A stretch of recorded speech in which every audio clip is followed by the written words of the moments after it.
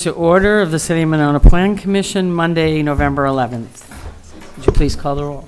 Chair Moore, Here? Alder DePula. Here. Ms. Fox, Here, sorry. Ms. Fallett, Here. Mr. Homburg, Mr. Grice. Here. Mr. Stein and Mr. Chapman are both excused. Thank you. I'd like a motion to approve the minutes from October 14th, 2024. Motion approved. Do I have a second? I have a second. Doug has some corrections from John. Yes, thank you. Mr. Chapman sent over some comments and suggestions and edits to the meeting minutes that are under consideration here. I'll run through them. I think that there's enough here to just run through that. Page 3 requested modification from he asked about the rooftop terrace to he asked about private residential roof terraces. The second edit on that page would be to modify a trash enclosure to an enclosed trash enclosure. The third on that page would be to modify he asked that an overhang be added to he asked that an overhang be considered. And then two more on page 8 of the meeting minutes. When Alder DePula said that the sign would have a positive impact on city finances, he said, John Chapman said he thought it also stated a monthly dollar amount, and that was a question, asking if it stated that. And then the second for page 8 was, please add based upon being prohibited by the city to the end of the sentence. Mr. Chapman said this was not, that use was not appropriate.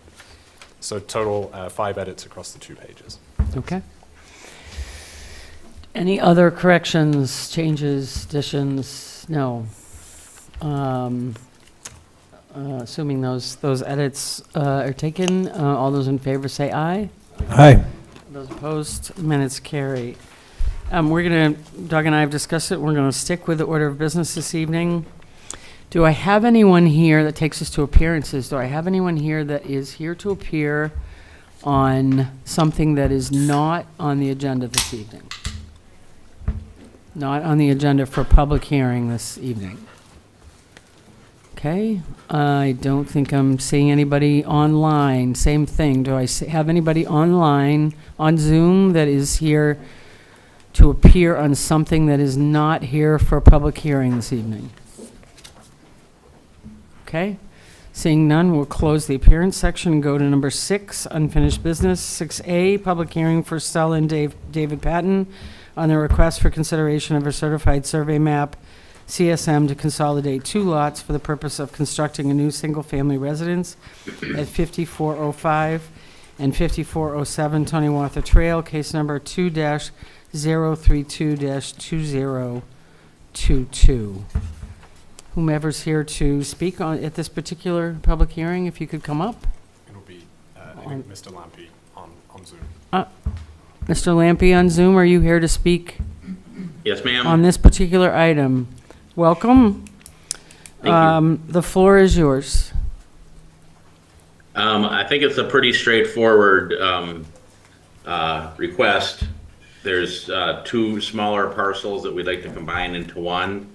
The biggest hurdle that we've had up to this point is working through the boathouse, which had been habitable, that's on one of the 2 properties. And Doug and attorney Bill Cole and I reviewed a plan that would make that boathouse non-habitable so that the 2 parcels could be combined without violating city ordinance. Okay. Is there anybody else here to speak during this public hearing related to this particular request? Okay, then we will close the public hearing section and move to number 6B, consideration of action for Stella and David Patton on the request for consideration of a certified survey map, CSM, to consolidate 2 lots for the purpose of constructing a new single-family residence at 5405 and 5407 Tony Wather Trail, case number 2-032-2022. Doug? Thank you. As mentioned, the request here is to consolidate the 2 lots at the address already mentioned. This would allow the applicant to build a new single-family residence on the newly created parcel. As is required by city ordinances, this was reviewed both at the Plan Commission back in 2022 for a pre-hearing, by the Public Works Committee most recently at their November meeting here in 2024, where they unanimously recommended approval, and subsequently, following any action by Plan Commission, this will go to City Council for consideration as well. As far as the history of these lots, they're part of the Monona Ridge plat and have not previously been subdivided, and so the certified survey map can be the method used to consolidate these. The proposed lot, in terms of the dimensions that this will, of the street and sort of the elements of the lot here, typically it should be 32 feet in width, face to face, within a right-of-way of at least 60 feet in width. The proposed lot will front onto Tony Awatha Trail, which in this portion is shown as 20 feet, 20 in width. Commission has previously been comfortable with an exception if these conditions are existing. Looking back at the minutes from 2022, I did see there was some discussion of that. I did confirm that dimension again, the 20-foot right-of-way, with the surveyor, and that is the distance that was shown on the original Monona Ridge plat. In terms of lot size for a single-family residence, this meets the total lot area, or exceeds the total lot area, as well as frontage, which will be just under 100 feet on Tony Awatha Trail. As the applicant mentioned, we did have discussions since the pre-hearing about the habitability of that boathouse, and working with City Attorney Cole, as well as the building inspector and the applicant's builder, we did discuss a path forward, how this we can sort of remedy that zoning violation and have this be a true accessory structure to the main primary residence that's being proposed. Those changes would need to take place prior to the certified survey map being recorded. This was reviewed by the city's engineering consultant at Veerbecker, and that review memo is included within the meeting packet as well, and that's included as one of the recommendations here that the Plan Commission recommends to Monona City Council the approval of the one-lot certified survey map. Thank you. Thank you. Patrick, do you want to start? Yeah, I have no issues with it. Okay. Brendan? How? Can we get information on how it's being made not habitable? Yes, certainly. I can share that. So one of the elements that sort of went into this was understanding how it was being habited in the first place. There was, I believe, a renter that was in that space. There was heat, there was plumbing, and sort of all the creature comforts you would expect within that. So as part of that, it was discussion of the plumbing being made unusable in that space, certainly the sewer and sort of those elements, as well as downgrading the electrical system and supply that would be going into there. So it's still minimal, but it would not allow for sort of a heater or a space heater or anything like that to be included. So really making it sort of minimally habitable and really moving away from that as much as possible. So no significant structural changes that I'm aware of other than sort of general upkeep to the boathouse. The applicants would like to keep that in place, but really focusing on that and sort of taking away that element that it could be rented in the future. That's my understanding. I don't know if Mr. Lampe has anything else to add to that. That covers what we had met about in April. Okay. And so for all intents and purposes, just to clarify, Jim, this would, by taking away those elements, this would become, for all intents and purposes, more of a storage unit, if you will? Yeah, it would be a storage, I would say a storage space. There's 2 layers that were a decent apartment in the past, and but without plumbing, without an ability to heat the place, and without any other things, it would just be basically storage or a patio to sit on to watch the sunset kind of thing. Okay. You know, we had I don't remember which meeting, we were kind of doing a code review about like how we've written about the accessory structures and the boathouses and things like that. And at that time, and still the perspective I would hold is positive statements of like what we're holding on to that makes it something versus negative statements of what we're removing so that it's not allowed to be another thing. So I don't have any issue with the lots being consolidated, but there's just something about the way that we're writing it on that because we're making it uninhabitable. I think that if we were to take an ordinance, if we were to review the ordinances again, I think that we still have to arrive at some more agreeable definition on like what the threshold is that we're trying to maintain. I think I am a little bit uncomfortable with us emphasize, because what other properties might this now be a problem for, you know, other people being grandfathered in? Chris, you're more articulate on this than I am, but yeah, just how we're writing about this would be the concern, but I have no issue with the plan for this.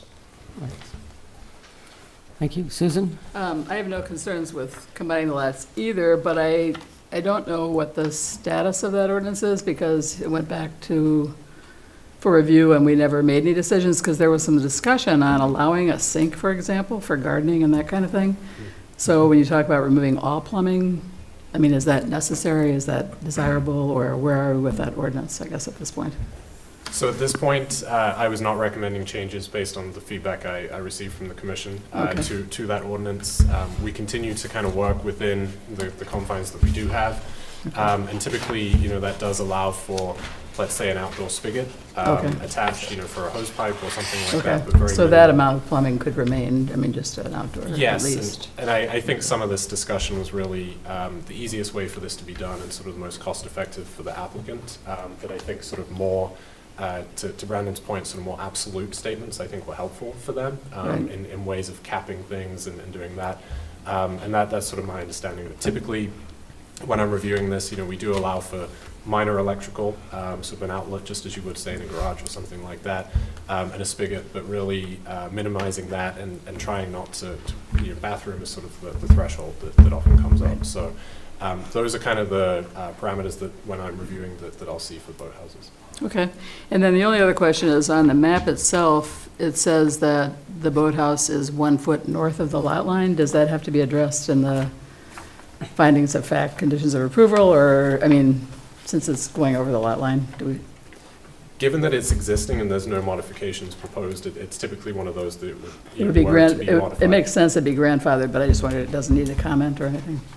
Certainly, I would welcome a finding of fact, or potentially a condition that were this, you know, were it to be remodeled or, Right. you know, rebuilt, certainly would need to come into, you know, current zoning, which would be 3 feet off the line. Okay, Thanks. other than nothing else. Corey? No comments. Okay. Chris? I'm still unclear. No problem with combination of lots makes sense. Our one thing, of course, is that we can't have two houses on a single lot. Right. And we don't make this in compliance with our ordinance just by making it uninhabitable. I mean, it's a story and a half above the boathouse. I mean, it's a major structure. It looks like a small home when you go over there. I mean, Right. it's a substantial structure. We're not asking for any changes to that. It's a lot more than we would ever allow on a shore yard. Now, the good part is it's down steep bank, so nobody can see it, other than when you're boating by.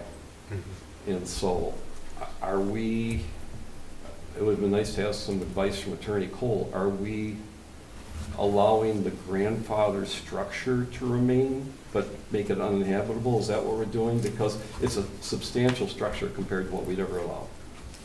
Yes, that, based on the discussion we had with City Attorney Cole, it was really sort of the inside the function of the boathouse that was discussed, and making it more true to a boathouse, more of an accessory structure than. We wouldn't allow this on top of a boathouse today, so we must be grandfathering it if we're allowing it to stay. Yes, and given the existing nature of it, I think that was really the intent here. So just so all the commissioners are clear too, we're allowing a grandfathered structure then to stay the way it is. And I'll comment, being on the lakefront, I'll comment that it's really nice to have water in your boathouse because you're washing down boats and different things. So to say there can be no water, I think is, we'd allow water in any boathouse Right. that was used. So I don't see telling them they can't have water. The sewer's probably a tipping point, so there's not bathrooms and kitchens that are functional and things like that. And we can make it clear, and we probably should add a condition that this isn't for, it's not a rentable structure, it's for use by the property owner, right? Right. Something to that effect. And I know the property owner is not here, but Mr. Lampy, I assume that would be what he's expecting. He's not expecting to rent this structure out or do anything, correct? That's correct. The homeowners have stated that they have no intention of renting it. This is their primary home. And the building is there, it's pretty unique, and they would like to keep it, but they don't intend to live in it or rent it or have families staying there in any way, shape, or form. So I agree with you that the sewer is the tipping point of making it uninhabitable. Right, but just so we're clear, I wouldn't ask them to take the water out, or I wouldn't ask them to take out a major electrical service, because in my case, I have rails, I have 220 volt service to run the motor to let the boat in and out. So it's a fairly heavy service just for that. It's, I think, 40 amps, 220 volt. So so to tell them they can only have minor electrical that can only service outlets, that's really not what we would do to any other boathouse either. Right. Does that make sense? The minor electrical that we had discussed was to go to a 110 panel instead of a 220, which it is now. What type of apparatus are they planning on having to get, or are they going to use the boathouse for a boat? It's pretty small, the boathouse. It would be like kayaks and canoes. I don't think you could get anything but a 1950 Woody in there. Okay. But the motors, if you're going to use a rail system, the motors that pull those in are 220. I'm trying, I want us to be fair to the applicant, but be Yeah. true to what we're talking about. Right. And I think the directions of the building inspector's got to come through you, Doug, when we was looking at it, and what's the intent of the approval. And this will go to the city council, so they may modify it, but I think what I'm feeling from the plan commission is our intent is that it can be used as a boathouse like any other one, but this structure that's being grandfathered and being allowed is not so that we can have a big party house up on the lake or something, right? Right. Because we'll have all kinds of people applying for that, and it doesn't meet our ordinance, so why did we allow it? And I think from a staff perspective, sort of the point you made about the structure itself being much larger than a typical boathouse, I think that was the focus here, that these are the elements, the sewer, the sort of larger service, for the electrical. Okay. They were the things that we could regulate that would make it more difficult for it to ever move away from that accessory and sort of back into its current format of a rented space or something like that. So that was the reasoning for that, and especially given that building envelope. I believe there was both heat and air in that space already. So taking out those elements effectively that we can regulate, that we can, as we're going through this process, so that 5 years down the line we don't find this, somebody living in there again or something like that.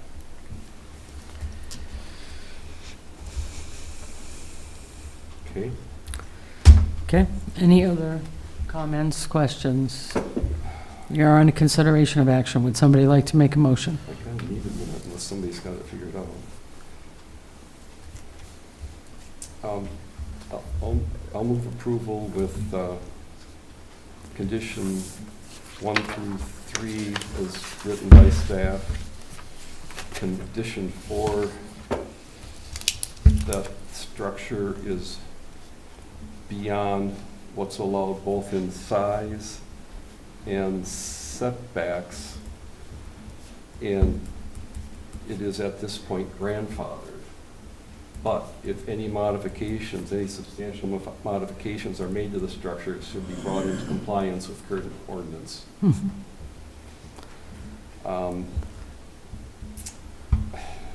have to talk about that, I guess, after somebody seconds it. Let's look for a second. I'll second it, and then I also just wanted to, so that wording sounds like it would include wording that I was going to do, which that we would have to pay attention to the lot line as well. I mean, when you say it has Absolutely, when I to, say so setbacks, that it's covers over- everything. It's over, Yep, it's supposed to be a 3-foot That's- setback, it's actually over the property line. that covers all of And it. quite honestly, I'd rather not put a finding of fact in about that, because that Right. means we're acknowledging that this is it and it's okay. That's an issue between the property owners. You built over my property, that's up to me if I want to take you to court or tell you to move your building or whatever. So that's between property owners. It happened a long, long time ago, and I don't feel like that's something we should get in the middle of. No, that makes sense. The wording that you just read Right. sounded to me like it would cover that issue. Okay. If they were going to remodel it or, yeah. And I do have one more comment, Doug. The road that's there right now is about, I just pasted it, it's around 28 feet. So it's certainly over 20. So there's got to be a right-of-way that's wider than 20 feet there. So you have final approval based on the review letter and looking at it. So you and Darren look at that too. There's got to be something that's updated that right-of-way or something to plat, or we've got our road on people's property. It's like the old days where you own to the center line of a road or something like that. And maybe that's what's happening, but we need to know that for setbacks, because if they own to the center line of the road, then the setbacks for the new house are going to be based on what our setbacks currently anticipate is where the property line would normally be, not the center of the road.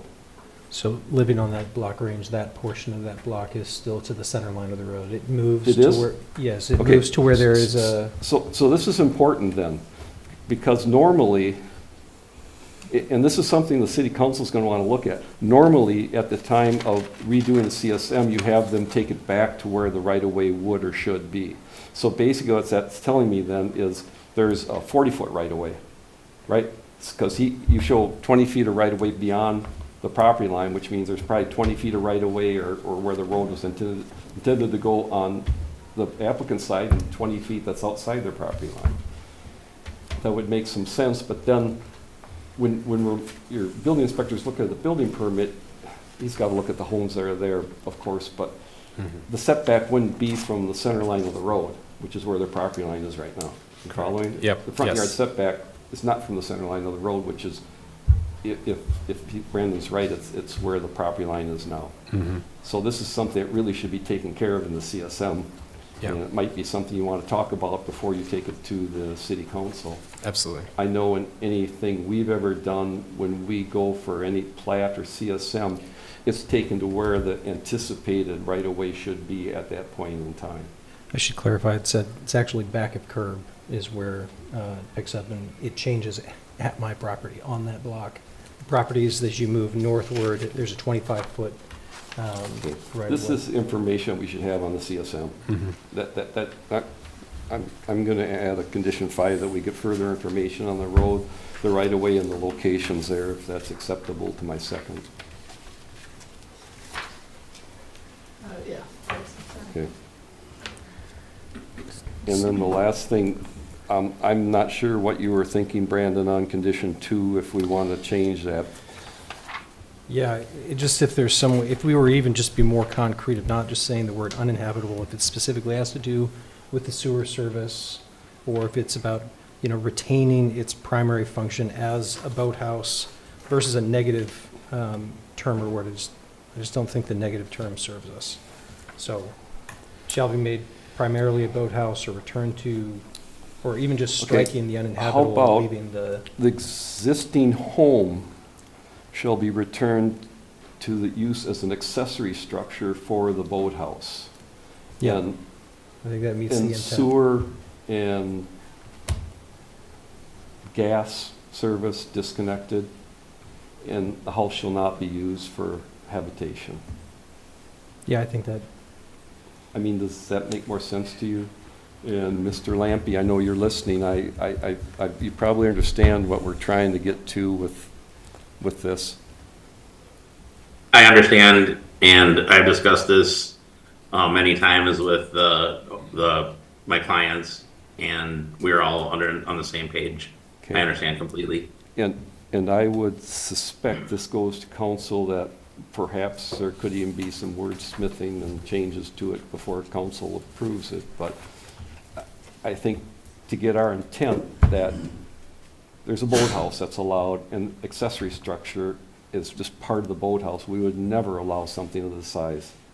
So if the agreement's been to allow it, it's grandfathered, but it has to be used as an accessory structure. Right, And so. and never inhabited. And so if our Right. conversation can be made clear, perhaps there's some better language that Attorney Cole can come up with by the time the council sees it.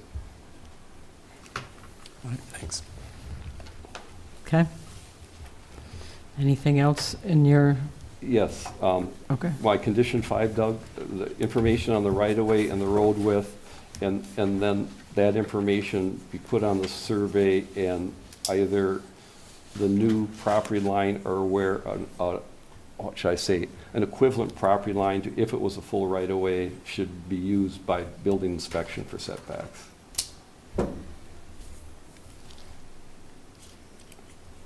That make sense to you? It does. Okay. We're Okay. either going to have a new one on the CSM, or we'll have an equivalent what it would or should be. Okay, did we already have a second on this motion? Right.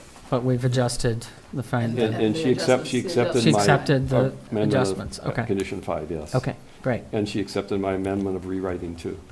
Sorry for all this. That's it. That's great. This is, it's just, and for anybody, I mean, this is not something we deal with, and we don't have structures that big that are allowed on the lake. So to be able to grandfather it, we have to be somewhat limited in what we say. Right. Okay, so we have a motion, a second on the floor, and any other, unless there's any other comments, all those in favor say aye. Aye. Opposed? Motion carries. Thank you, Jim. Thank you all. Thanks.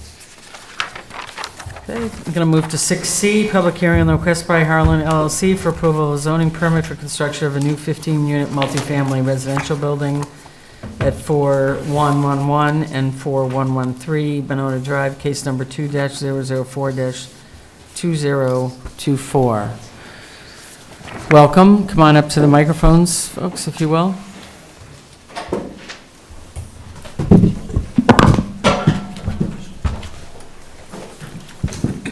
Welcome back. This is a public hearing, and therefore the floor is yours to start. Good evening. Jason Pusto, Plunker Research Architects. Alongside me is Jesse Miller of Harlan LLC. Also behind us is Nick Buchaz, who's the actual applicant for my firm, and then representatives from Bauer Builders, who would be the contractor for this particular project. As noted in the staff report, we are back. We were here for a preliminary hearing in March of '24.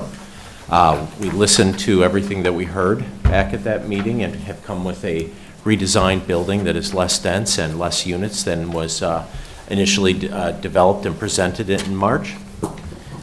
It's noted in the staff report, we've reduced down to 15 units, and therefore we've reduced parking. The size of the building also has been reduced from overall footprint, square footage size, and then on the upper 2 floors of the building, we've pared back from the maximum setbacks that we were showing at that time. And the intended use of the building is multifamily residential, 15-unit apartment building with parking on the first 2 levels. I'm wondering if it might make sense to, in the interest of public interest, if it might make sense to just walk through the new design a little bit on screen. Sure. Since this may be new to a few people. I can pull up the packet. That'd be Yes. great.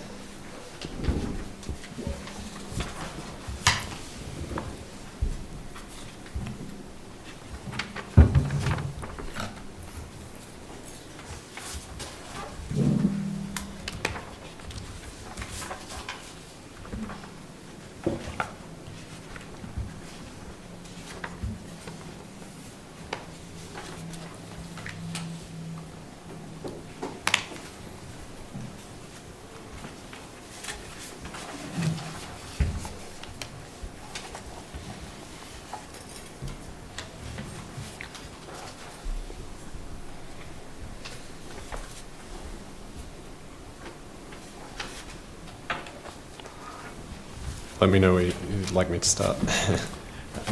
Doug, the first floor, the lowest level floor plan Okay. probably is a good place to start.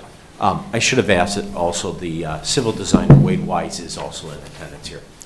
And so what you're looking at, this first page, is the lower level of the building. There are 2, a lower level, a first floor, and then 4 levels of units above that first floor. This could be considered a lower level or basement level, whatever terminology you'd like to use. And this level primarily consists of parking along with some building services, and contains 11 of the necessary spots that we need to fulfill the requirements.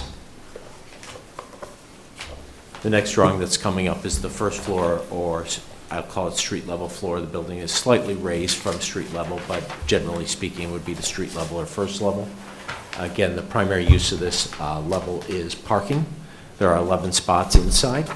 There's also a small lobby and the open area, some staircases, and again, some building services such as dumpster enclosure and the like.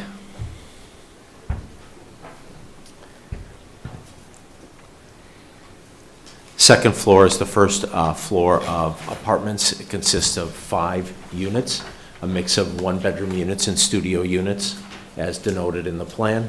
There's also a small lounge, amenity space, and a balcony space, which would be an amenity space for the residents.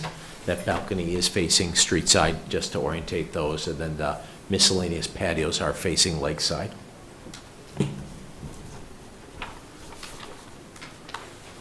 Third floor is similar to the second floor. The mix of units is the same. The differentiator is there's a small business center on this floor as an amenity space for the residents.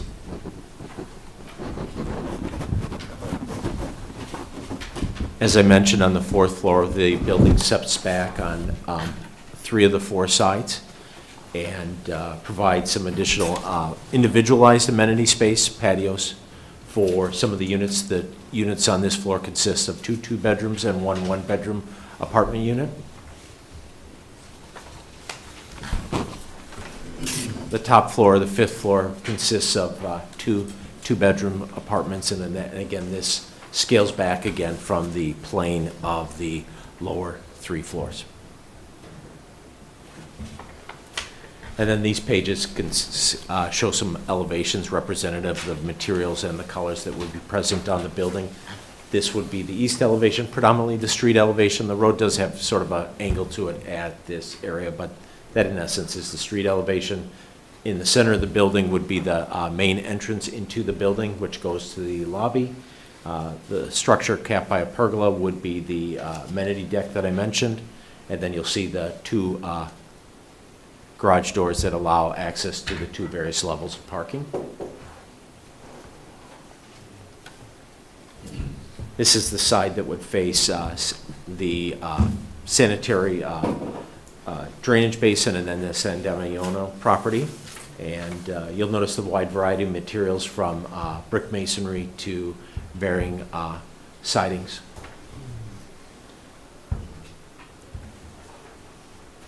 This would be the west elevation or lake elevation. In that elevation, you could see the various units, the various individualized both patio and balcony spaces for the units, and the differentiating materials. There's some masonry again, and then there's also a couple different fiber cement siding. Some are panels, some are lap siding. And as we mentioned in the preliminary hearing, the concept of the design of this was to be both neighborly and also coordinate with some of the other similar buildings that are both up the street, across the street, and kind of on the diagonal that are all of newer construction. This would be the last elevation, and it's the north elevation, and that is one that faces the 2 single-family residences that are directly to the north. One of the things we tried to do, as discussed both in the preliminary hearing and as shown in the design, is trying to minimize foot traffic, windows, and the like on this site, try to be as good of a neighbor as we can to those that are to the north of us. So that'd be a summary of the design. Great, thank you. Terrific. Is there anybody else before we close the public hearing section? Anybody from your contingent or anyone else here this evening that has an interest in this matter that would like to speak during the public hearing section? Come on up. Come up to the microphone if you would. I bet you can hear me as well as I can hear you. Yeah, but if we could have you up to the microphone, that'd be great. There's actually 2 or 3 people online that might want to hear. Well, they can't hear you, because I can't hear you. No?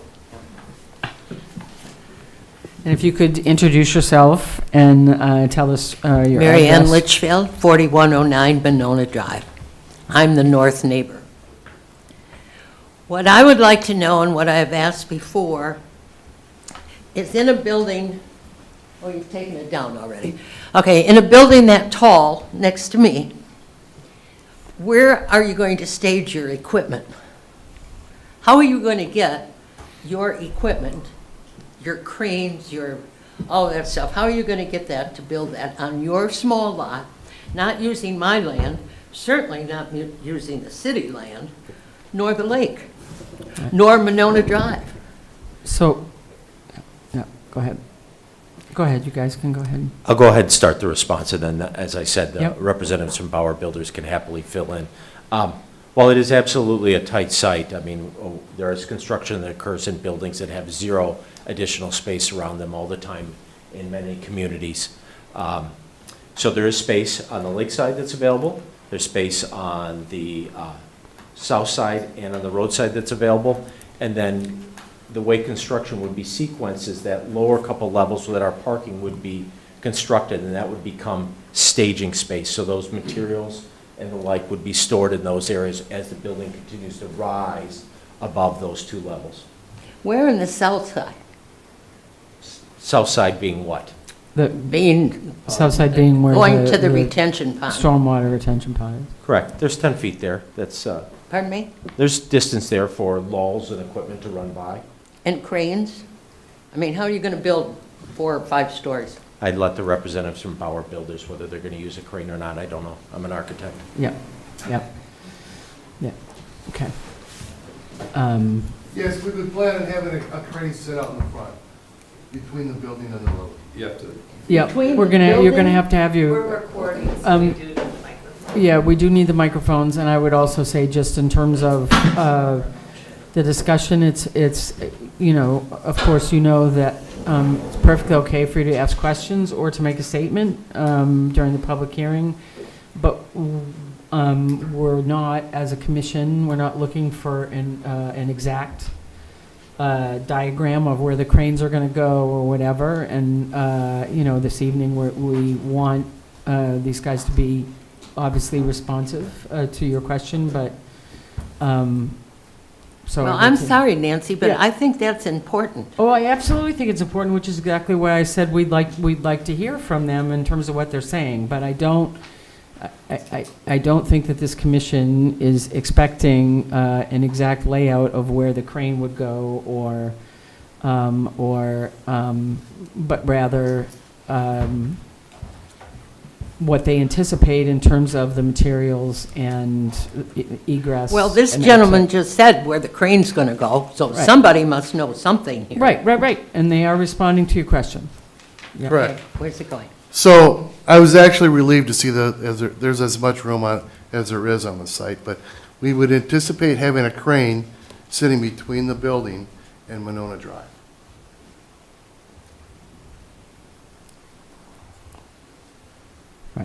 In the driveway that's there, the property that's there. Correct, yeah.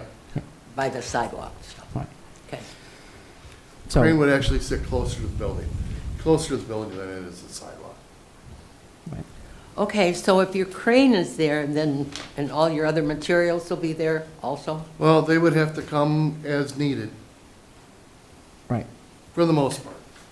But you can assure her, as the neighbor, that her property would not be impacted in any way Correct, from your building.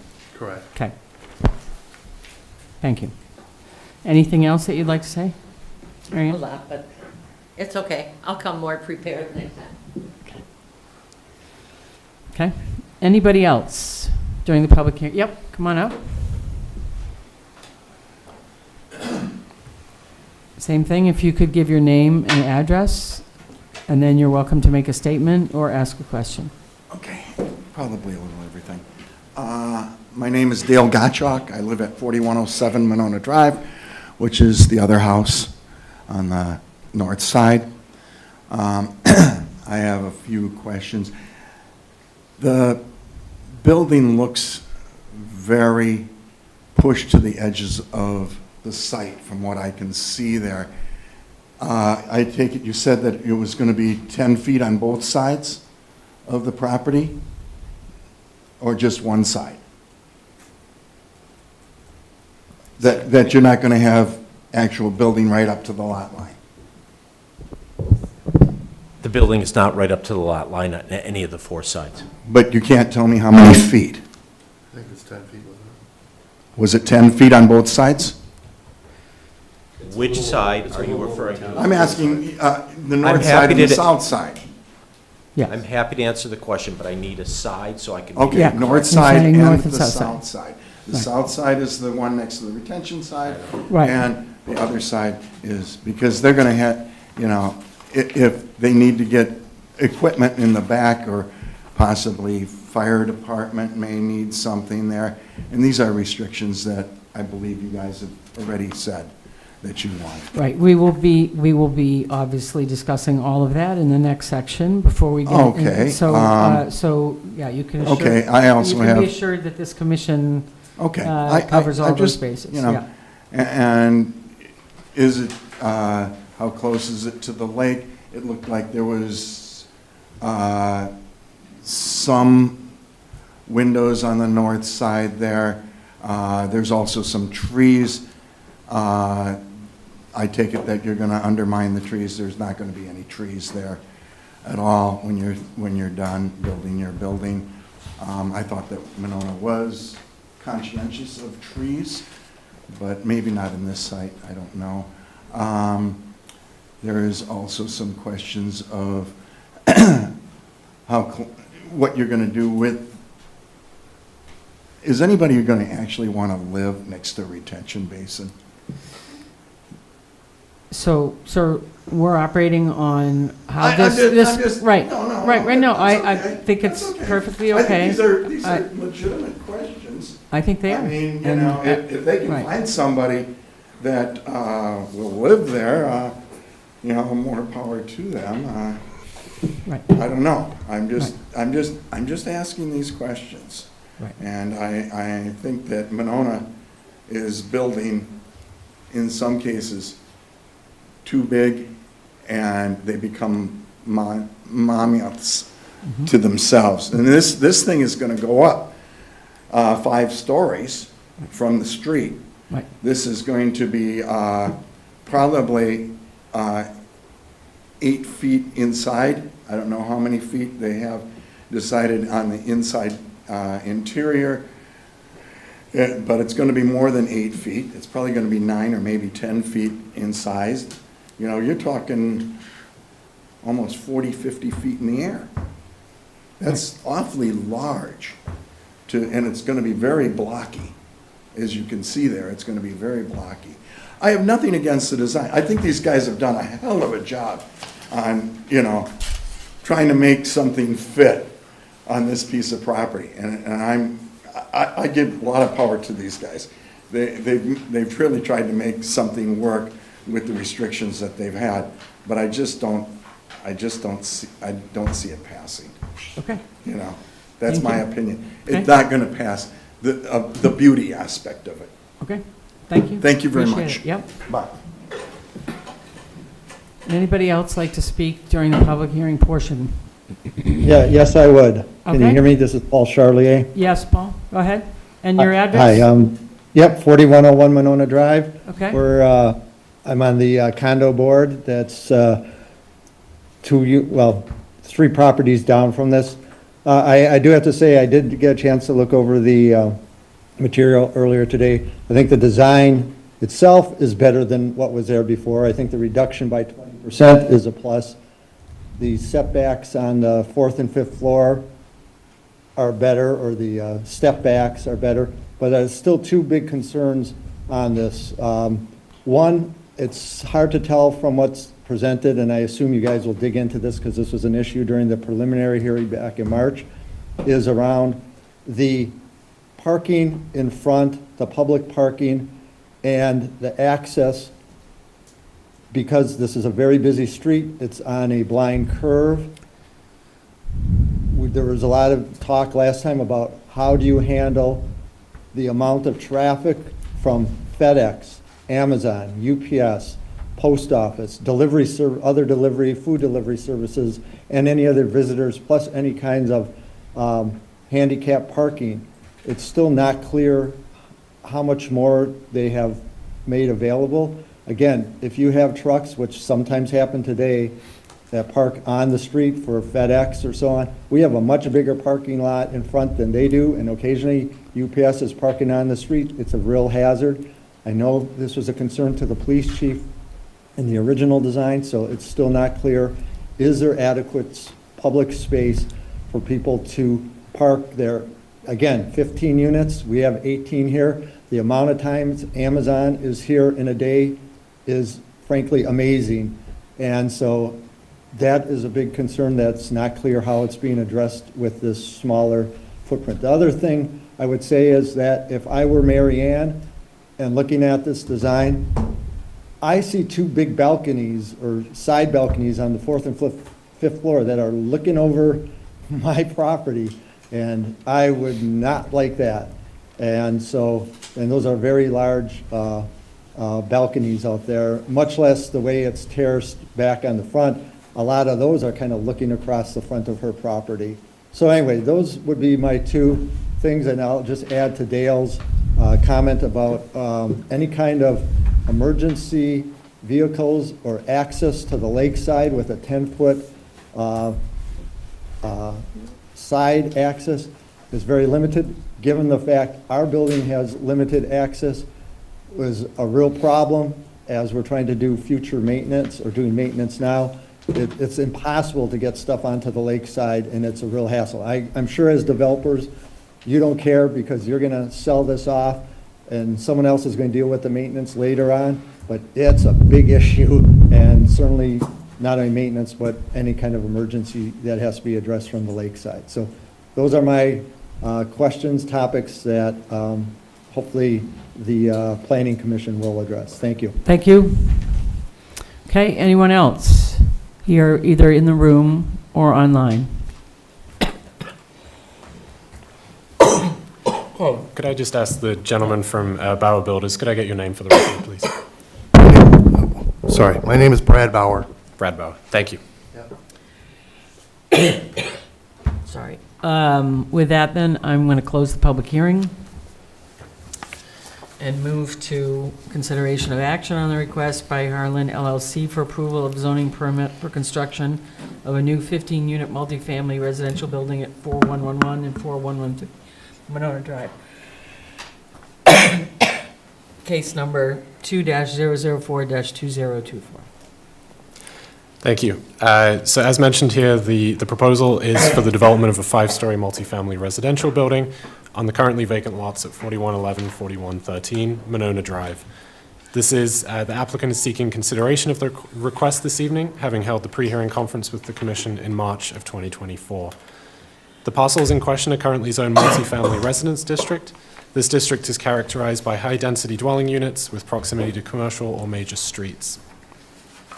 In addition, the 2016 comprehensive plan classifies this as multifamily in the future land use map, which the Capital Area Regional Planning Commission defines as land used for medium to high density development of multifamily dwelling units with proximity to commercial districts or major streets.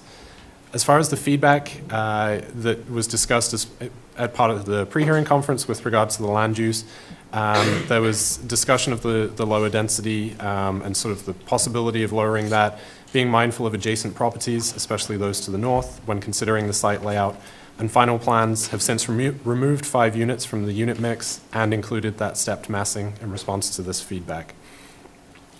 Site design, typically the Commission requires that all sites cover up to 30% of the site in open green space.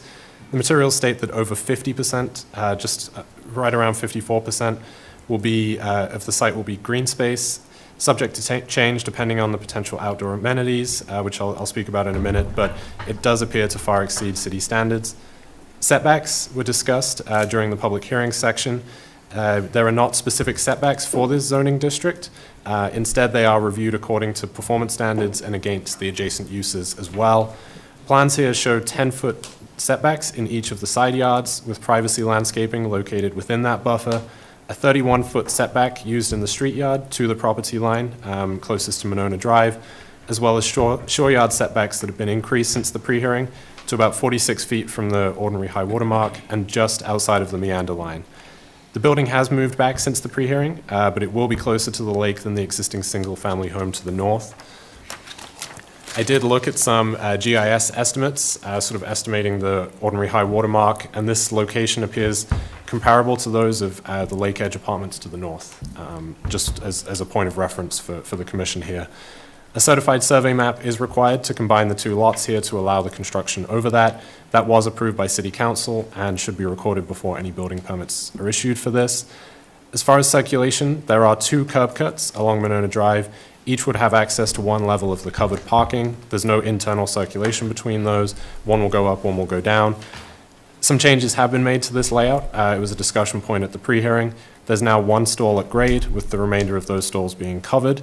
The visitor parking should be discussed, certainly as it relates and sort of as it compares to the Monona Pines project that was recently before the commission on Monona Drive.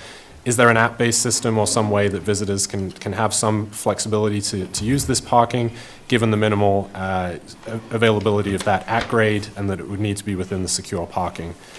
Deliveries certainly were mentioned, and the potential there of the overlap, given that this is sort of at a right angle to one of the access drives for the covered parking. Trash pickup as well, recycling, should be considered for the development. The dumpster enclosure is within the secure parking, so just kind of how the operations of that work and the possibility here of the expected possibility of the trucks backing up onto the drive, having emptied those dumpsters. Parking, the applicant proposes 25 covered parking stalls to serve the 15 residential units with that 1 additional stall at grade. This results in a surplus of 2 stalls based on the city ordinances and the unit mix that is proposed. Electric vehicle charging was discussed at the pre-hearing, but was not shown in these plans, so maybe one thing to discuss, especially the possibility of running conduit, for example. The plans do show that there would be secure bike parking provided for residents at the head of each parking stall, and that's something, given the location here on the drive with the bike lanes and sort of alternative transportation options, something that should be considered by the commission. As far as the architecture and massing, each unit does have views of Lake Monona. Each one will have private outdoor space via either a patio or a balcony. Stepped massing on the 4th and 5th floors lowers the impact of the building, although portions of the building closest to the drive still have opportunity for greater programming, sort of from an aesthetic, especially given the visibility this will have heading north and south on the drive. The Monona Drive urban design guidelines do apply to this project, and it calls out that any building greater than 50 feet in length be broken both horizontally and vertically, and the east and west elevations do have been enhanced since the pre-hearing with additional variety within that roof line as well. A 2nd floor patio was added on the eastern side closest to Monona Drive, which again steps that massing back, adds visual interest, and will likely be a place for residents to meet and interact with one another.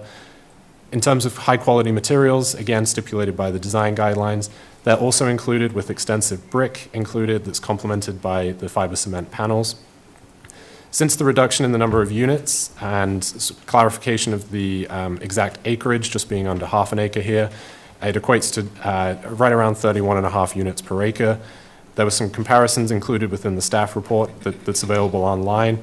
Most closely, this sort of compares with the Lake Edge apartment building. Similar densities. Lake Edge is a little higher, 1 story less, most likely owing to sort of the larger site. The multifamily densities were also updated since the pre-hearing, with a couple that have since changed as they came through. Stormwater was reviewed by the city's consulting engineer, and we're joined by him on Zoom this evening, and I'll ask him to run through his comments. Lighting, a photometric plan was not submitted as the contractor has not yet been chosen. It's recommended this be reviewed by the Plan Commission at a later date, along with any other items that may need to return. Site landscaping typically require points based on the number of parking stalls, and 3 canopy trees would be required, as well as just under 400 landscaping points. 7 canopy trees are proposed, as well as over 650 landscaping points. And one point of interest here was sort of the mixture of the lawn and the turf that's proposed. Lawn proposed on the eastern face, as well as no-mow turf in the side yards and western shore yard, likely owing to some of the maintenance items that have come up. But one thing to discuss is sort of from the pre-hearing, there was discussion of patios and potentially a dock and some elements like that. So it may be just worth discussing sort of outdoor amenities here and how some of this plays in. I didn't see it included in the plans. Of course, it has some impacts as well on some of the green space, but just the general livability as well. And as shown in the renderings, it does show landscaping softening the wrapped parking on multiple of the faces of the building, as well as the addition of kayak racks on the outside of the building, allowing for easy access to the lake there as well. Plans were shared with department heads for review and comment, and the police chief had reviewed this. He had previously expressed concerns about the access into the site. He is now comfortable, given that there should not be much traffic exiting the project, so I did confirm that with him. Public Works have quite a few comments that I wanted to flag here. A lot of this was lifted straight from the email. It's not in my wheelhouse, but there's certainly sewer infrastructure that needs to be upgraded, elements within Monona Drive that I think need to be upsized. A lot of that is included in the staff comment. Recommended that the applicant work with the city's engineer. Worth pointing out as well, these modifications need to be reviewed and completed at the cost of the applicant, and they're all included within the comments as well. I should have put in here as well, the city's fire chief did respond that he had no concerns with this. I did not put that in, given there were no comments to share, but I did want to point that out, that he did give that feedback. With that, the recommendation from staff is approval with the suggested conditions of approval as listed within the staff report. Thank you. Thank you, Doug. Chris, do you want to? Sure, but Darren, was he gonna go first? Oh, yeah. Darren? Welcome. Hi, can everybody hear me okay? Yes. Yes, thank you. Okay, great. Yeah, so we reviewed the plans that were provided. Had some minor comments on the site grading and layout. Looks like there's a couple retaining walls there by the drives that are in need of some elevations for the top and the bottom walls to make it a little bit more clear.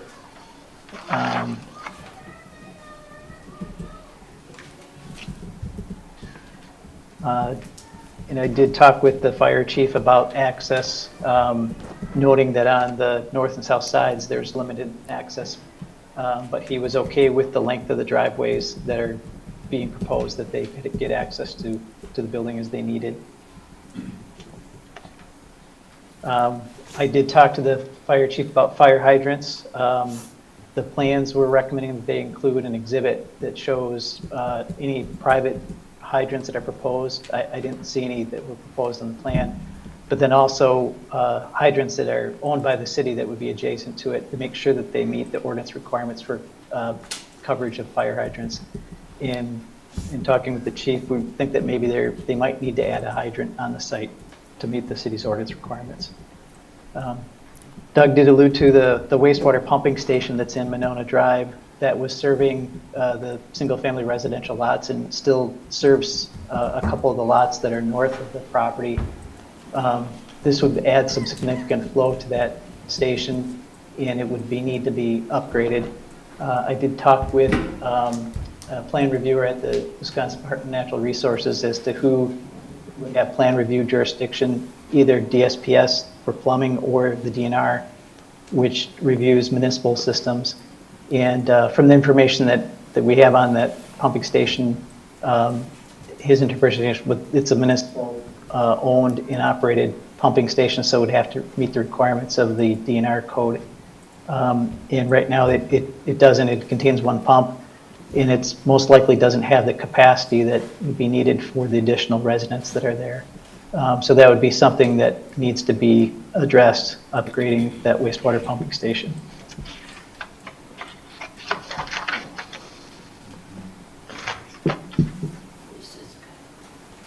In terms of the stormwater management, it would looking like they are proposing some stormwater management basins and bioretention basins to provide the required sediment control.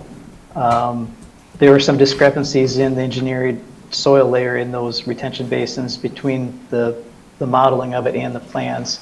So they'll have to, I guess, rectify that between the plans and the model and rerun the model to make sure that they're getting the treatment that they need for sediment control.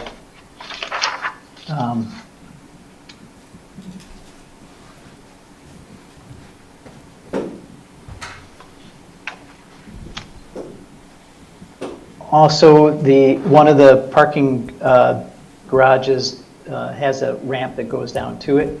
The city's Department of Public Works policy is that they provide a stormwater pumping station for the rainwater that would be coming down that ramp to pump that out to ensure that the underground parking doesn't become flooded. So we'd want to see that added to the plans and then, design for that, showing that it meets the peak runoff for the 200-year event.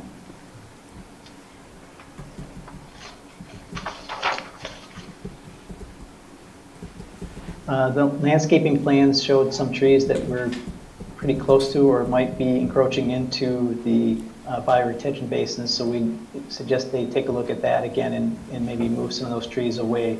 And then in the packet that I was provided, I didn't see any soil borings. The stormwater report did have some NRCS soil surveys, but the DNR technical standard for designing bioretention basins requires that you do some on-site soil borings. And given the proximity to the lake and groundwater being a concern, we'd certainly want to see the soil borings to make sure that the bioretention basins are going to work where they are proposing them.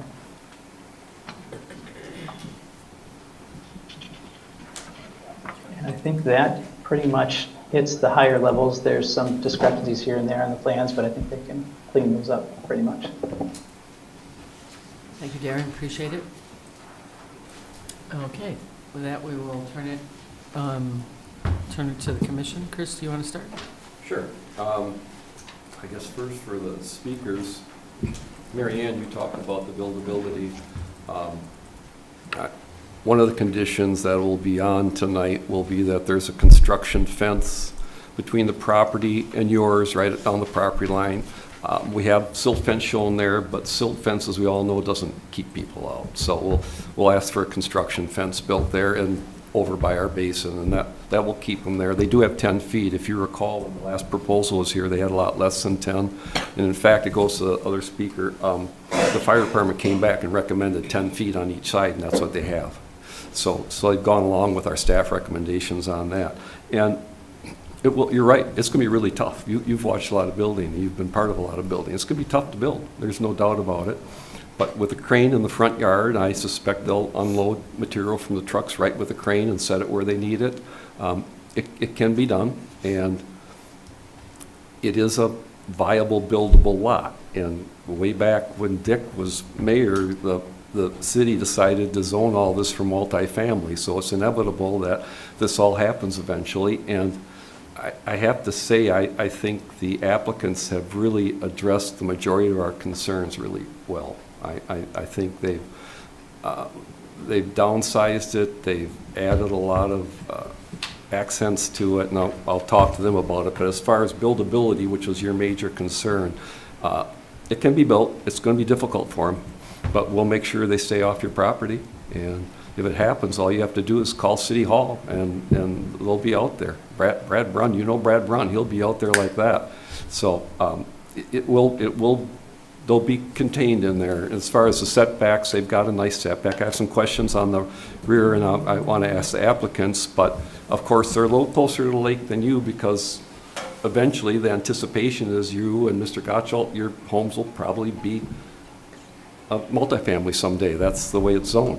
Whether it happens or not, I don't know, but we can't ask them to build only as deep as a home. They are building less than they were, and they pulled it back to make a difference to you, and they pulled the angle that way. And those are all concerns we brought up the last time they were here with, not for the survey, but way back when they came with a preliminary plan and had a pre-hearing. So I feel, we'll see what the other commissioners feel, but I feel like they've really addressed those comments. There was the other speaker, I didn't catch his name, commented about the blind curve. We know that. We had police department, fire department look at it. Again, it's a buildable lot. We can't tell somebody they can't build on this lot because there's a curve there. One thing we'll talk about with them once we get to talk about them, are there things we can do? I know downtown buildings, they have mirrors when you get out of the underground parking, so you can see if pedestrians are coming down the sidewalk. Things like that. There's things like that you can do to help it so you don't have the big issue. And you have that for pedestrians, you'll see cars coming too. So it'd be mainly for the one coming out of the underground. I think it's when it's the hardest to see who's coming at you. But those are simple things that can be done and address some of those things.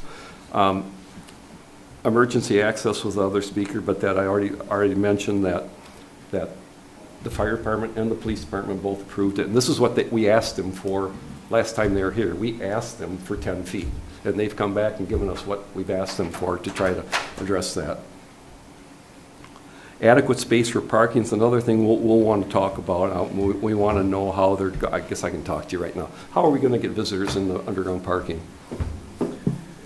The underground parking will have a card reader and key fob system that will allow visitors to enter a code and/or use a fob different from the key. So let's say you're a resident, you're having a relative, friend, whatever, they'll be able to get into the parking. The space that's in the front is, well, it's not designated as a loading zone. That's really its intent.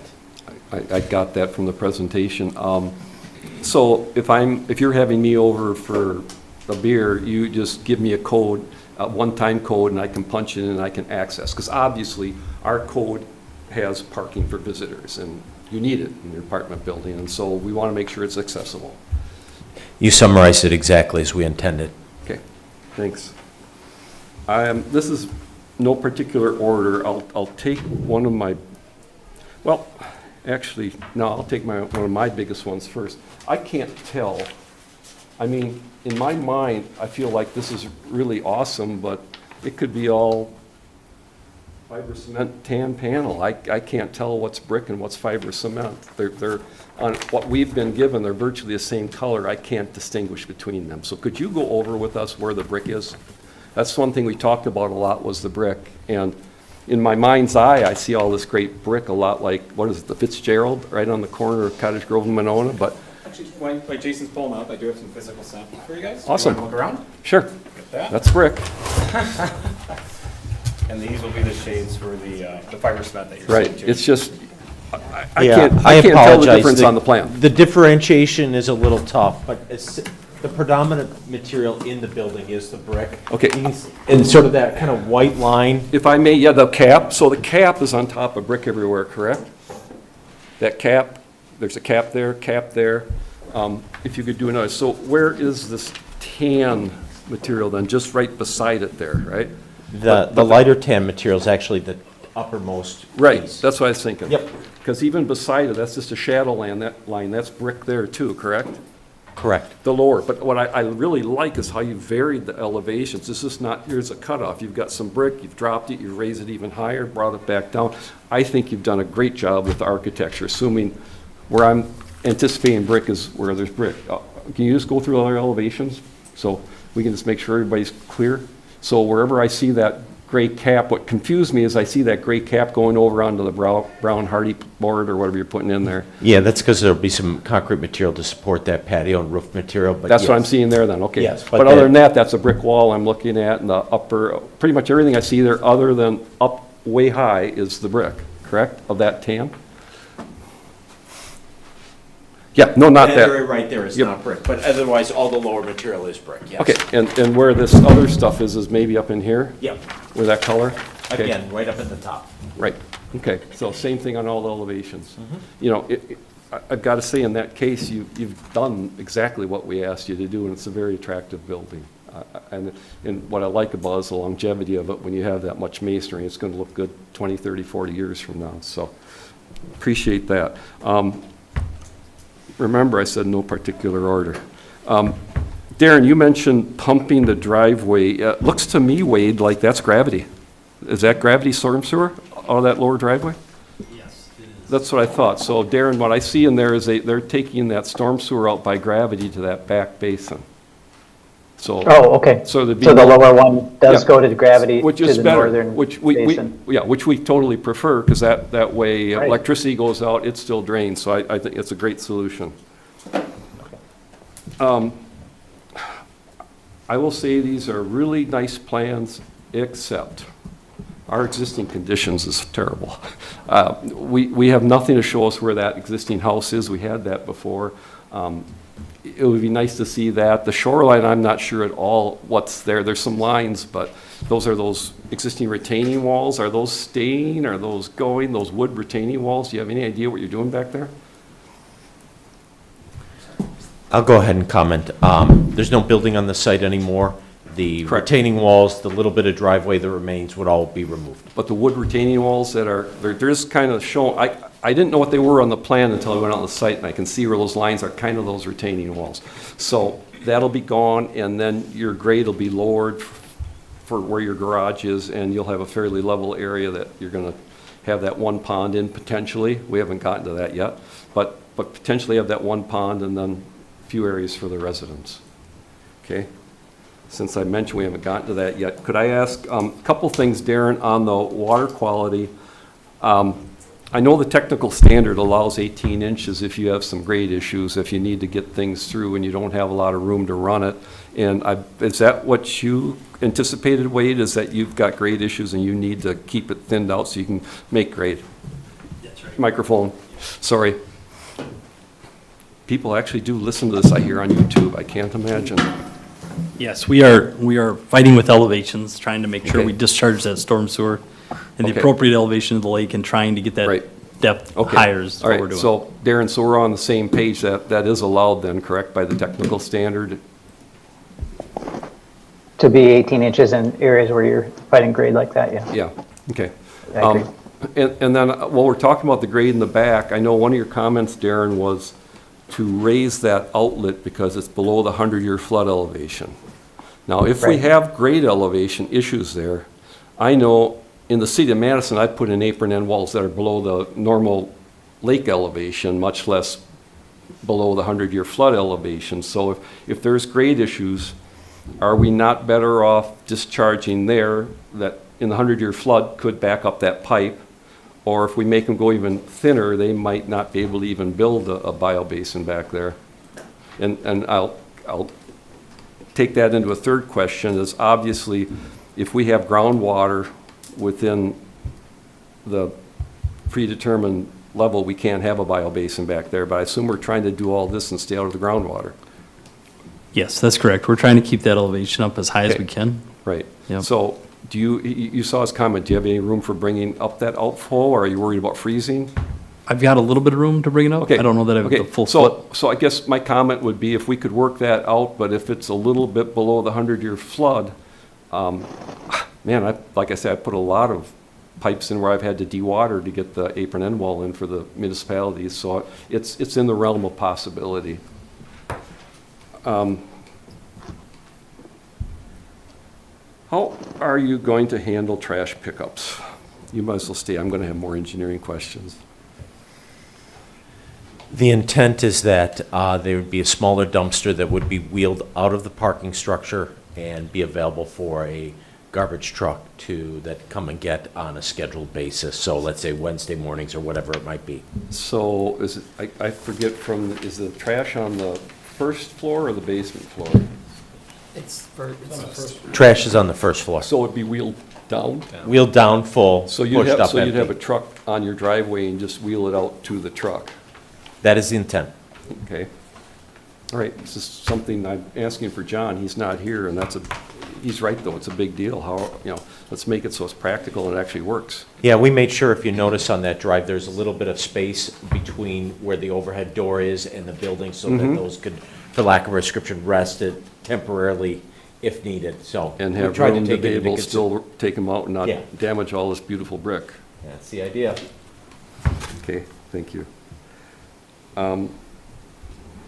Do you have any plans for your lakeshore treatment? Are you just going to go with the riprap that's there now, or do you have any plans for any modifications? Okay.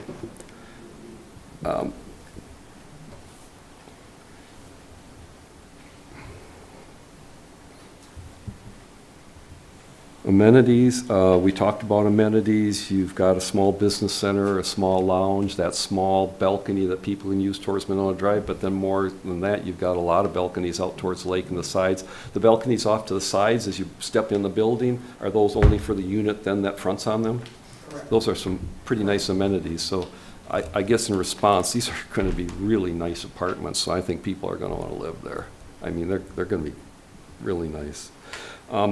Going back to engineering-wise, we're really picky about erosion control, if you haven't heard, in Monona. And one thing I will ask Darren to make sure is that you double up your silt fence, or at least some tertiary method by the lake, because we all know how silt fences can go down. So what we ask is that whatever you have, silt fences, that's your sediment control. There can be something behind it that in the event that clogs or pops over, we'll be able to take it. And of course, immediately we'll ask that that initial silt fence that's supposed to actually catch it be cleaned and put back up. But there has to be to the lake. We're really worried about the lake, that there has to be something there to protect the lake. I would also ask that we wrap the sides with silt fence, because I know what happens with construction. There's a couple areas you don't have, and I know they're actually, right now, probably maybe above you, but we know what happens. So one thing we'll ask is that you have both on the north and south a construction fence, and then in front of that have some silt fence. So we don't get anything going to the neighbor or the pond, and that we can keep the forklifts out of there. I know what forklifts are like. And if it's not blocked off really well, they will take it. I have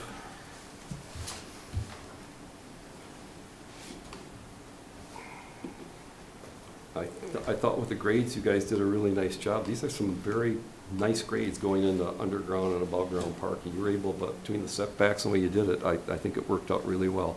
Question, Darren, on page 3 of 12 of your report, you mentioned the bioretention device on C401, that you want the side slopes flatter or equal to 2.5 to 1 instead of 3 to 1, but 3 to 1 is flatter than 2.5 to 1.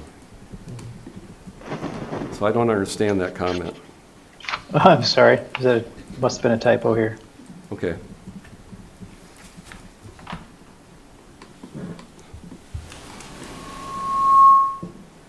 Yeah, we're not intending to make them steeper.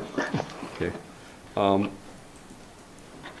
You've got the notes, you've seen the notes about the patches. They're the same as the city of Madison, where you're going into that new road, you're going to patch it, then you have to do a mill and overlay, 50-foot, full lane widths. The silt fence I talked about, 24 inches I talked about. That's the outflow.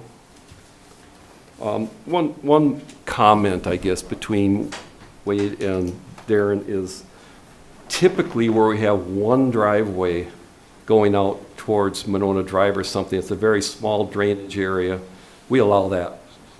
I know our code says where feasible. It wasn't really written for that. It was written way back when we didn't have any other water quality standards, and we said, well, you know, a lot of these places, they could run something through the grass, and then we could pick it up. I think whether that's good or bad is, no one knows. I've seen a lot of good research from a gentleman at the university that when we run it through the grass, we inject more phosphorus into it. We don't help clean it, but we have a product that's leaving that has more phosphorus in it than if we just put it right into the storm sewer. So I guess I'm getting distracted. The comment was for sites that, really it was for sites that don't have biobasins and such. For this one, it'd be similar to Madison, a very small drainage area. I think you and Wade work on that, but I don't think anybody would have a problem with a small drainage area going out to Monona Drive. When we rebuilt Monona Drive, we changed all the storm sewer sizing. So that little bit is certainly a lot less than any home would have ever put out on Monona Drive. So that would be my recommendation.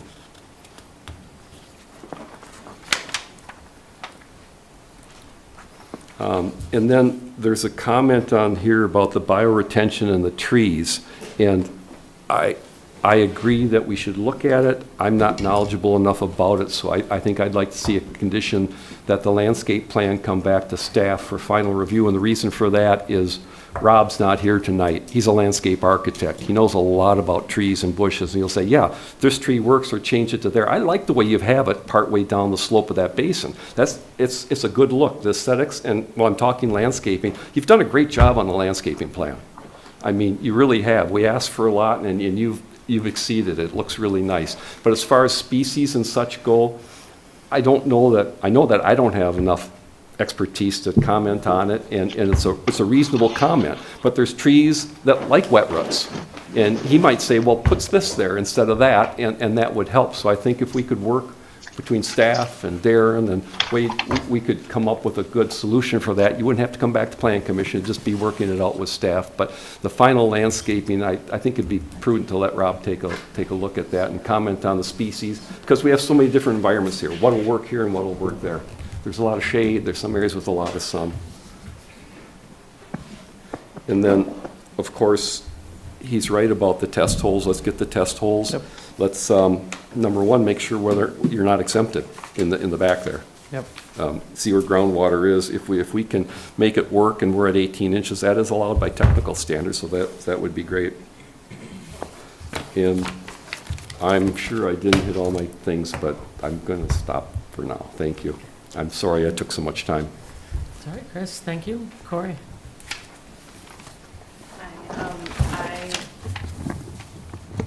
I do agree that you have made quite a number of changes based upon the comments that we had provided in March, and I appreciate that. You know, from not having any space on the sides at all, with the thought that people would just walk through the building to get out to the lake, and now there's room to access the back, I think that's great. My biggest questions are related to the circulation. There were some comments in the report that you put together, Darren, about the driveways and driveway frequency, and that we would need to authorize 2 driveways for this site. So that might need to be a condition that we add in. And then there's also one about the driveway spacing, where Darren pointed out that they're 29 feet and the minimum spacing is 50 feet. So I'm not sure if I'm misunderstanding what he said here, or if there's, Nancy, did you have a? No, I just was looking at Chris. I actually was on the Stand Monona by. Drive Guidelines Committee. We helped write that, and we wrote that before Monona Drive was rebuilt, and we had driveways, boom, boom, boom, boom, boom, up and down Monona Drive. It was dangerous. And so we put it in number 1, a site like this would only get 1 driveway, except this is a more intensive use, so this would be allowed the 2 driveways, and the spacing, you can't change what's there physically. So if we approve this tonight, we are approving the 2 driveway cuts and the spacing, which is different than Monona Drive guidelines, but those are guidelines when, in the absence of everything else. Say somebody came into Doug and applied for a driveway cut or something, or Public Works, then they had those guidelines. This is a specific approval. Okay.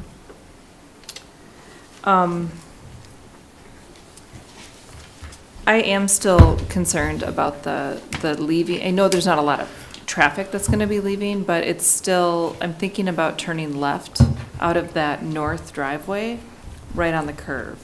I don't know that cars are going to be able to see a car coming out. And so that is something that I do have a concern about. The parking, I don't know if there's a way to make it so that there's more than just 1 space for loading there. I do think it is a fair consideration that it wouldn't just be the Amazon truck or the UPS truck or the mail truck, but there might also be Uber that comes to pick somebody up, or there's just a variety of different reasons why there would be somebody coming and wanting to pick somebody up there or drop something off. So, these are going to be very nice apartments. And so you might have tenants that live there for a long time, and maybe they decide they don't want their car anymore because there's a bus or whatever, and they would need to have the ability to have somebody come and get them. So I just don't know that there's enough space out front to handle that. There's a lot of comments in the report that we have here, so it's up to you to think about if you can handle all the comments that you were asked to address and feel comfortable that you can do that to meet these requirements that were identified. I do have a question also about the trees. When I look at there are a lot of trees on the north side, and are those all on the adjacent property owner's piece of land? No? So are you removing all of that vegetation? It will all be removed, the site will be cleared, and then you'll start over? Yes, that's correct. Everything will come down during the course of construction, and then on the north side, I think there's almost 8 trees being planted on that side that are coming back, so we're replacing with more than what is there. Yeah, and I don't, as Chris mentioned, Rob is a landscape architect and I am not, but you had mentioned that you were looking to put Regal Prince Oaks, but there's also gonna be patios there too, so I don't know how tall those oak trees get and how wide they are. There's only 10 feet there, so I don't know what the canopy size of those oak trees is and how that's gonna take up that space. I think that's a fair comment. I think we should look at the species and how they interact with the building, so we'll do that. Okay.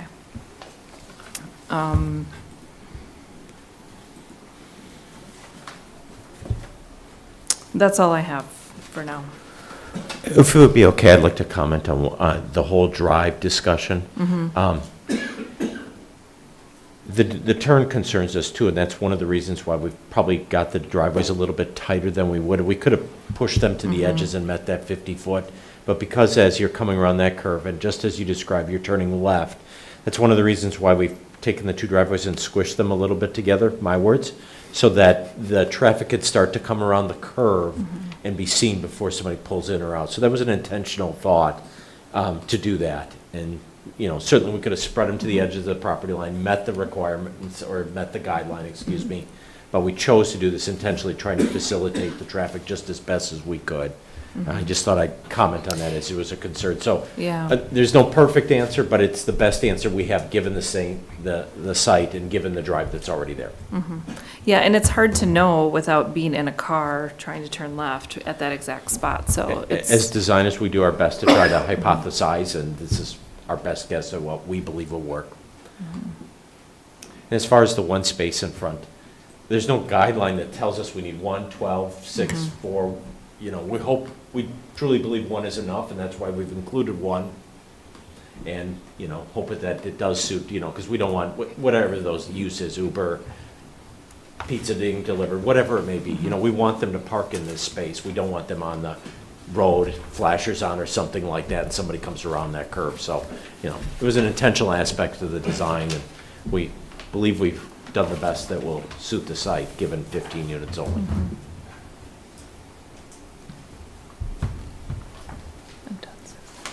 Okay, well, yeah, a lot of the questions I have have been answered. I also appreciate the changes you made and the look of the building was better. I appreciate that step back. I'd like some clarification on the parking, I guess where that one space actually is. I mean, when I look at this the first floor parking, it also, I see the number 24, 25 spots and I only get, I get 23, I guess, if you show 11 on the lower level and 11 on the first floor, and then you have 1, that's 23. But so, First floor is a mistake, that should be 14 instead of 11. oh, okay. It's a typo. There are I 14 apologize for there. that. Okay, that helps a lot. So, so given that the driveways are close together, is it a kind of pull-in parking thing where like an Uber can come in and serve you? It's not a in and out Y-turn kind of deal?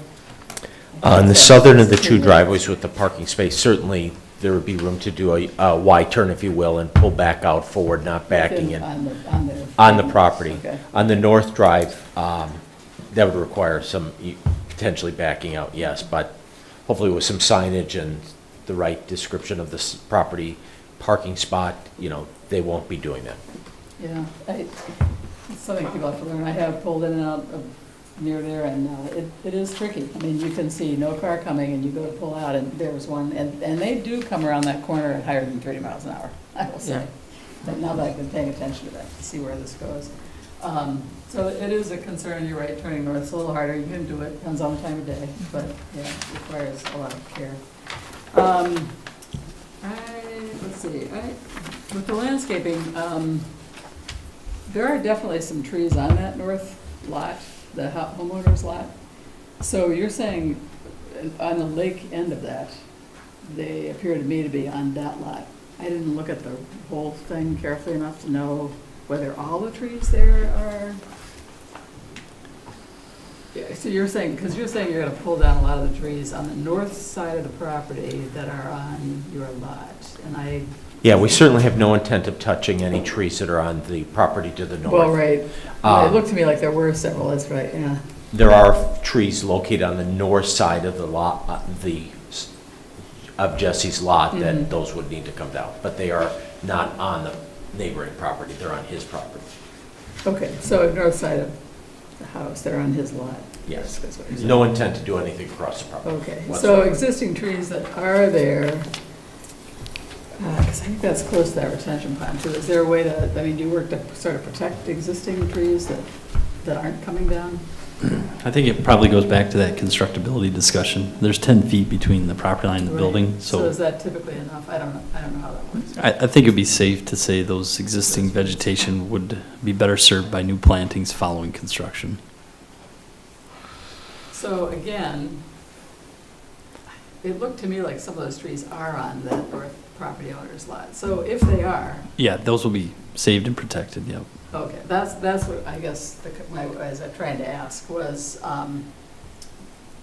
hope that the construction hopefully will not damage those trees. Right. And is there any obligation to mitigate damage if it does, or how does that part work? Again, because of the close proximity. I guess the intent, I'd answer it again, the intent is not to damage the trees to the Right, north. so you try- so you do that. Brad certainly can speak to it, but one of the things we're doing by using a crane, a lot of the movement will go over the building or to the side. So, that's an intentional decision being made by the contractor to minimize that traffic. To say there's not going to be, not saying that at all, but we're doing the best we can. Especially on that side of the property. I would rather we travel on the south side than the north side. Right, that would make sense to me to try to do that. All right. Otherwise, I think.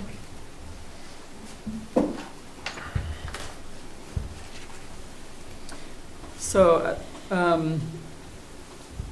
where are you thinking, so you're gonna leave the existing riprap, so are there any other outdoor amenities on the lakeside, or have you thought about patios? You're not putting a pier, I assume? I think the intent is eventually to have a pier, correct, Jesse? Oh, there is. But as okay. far as anything else, like a patio or a pervious surface type, There we're is not some considering green that. space. Okay. Impervious, you meant to say. Impervious, yeah, you want to add? After the 37th question, yes, I've got that incorrect. You can add pervious as much as you want.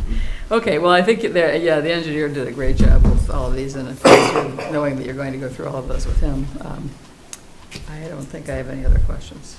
Okay, Brendan? Any comments or questions I had have already been addressed by the other commissioners, and I would just emphasize again, I think it's a beautiful building that you're putting on the site. Great, thank you. Patrick?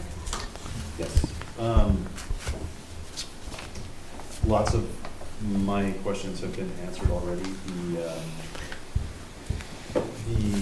I did want to just mention on page 53 in the landscape plan, Lake Monona is spelled wrong.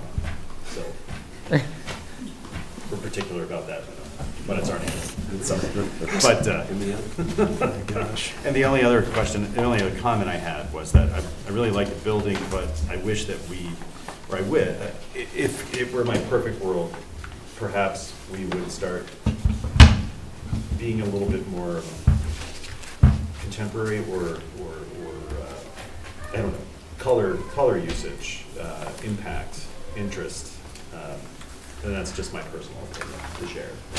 Sometimes I'd like to see something more colorful and more, I don't know, instead of blending into the background, being more of a landmark. I don't know. So that's it. Thank you. I just have one thing I wanted to circle back to, which was a mention of roughing in for EV, and whether that's been something that's under consideration. I mean, not the whole, I'm not suggesting the whole garage, but. Yeah, I guess maybe I can comment. We did have on the initial submission a notation about that. It did not include it in this submission, but I do want to add, we haven't dropped any idea of nodding from the project. We're just not quite certain where that's going to be, but I think we can all agree there's some sort of future with that, and we know that that's part of the design. So Okay. It wasn't intentionally dropped to say we're not going to do it. Okay, great, thank you.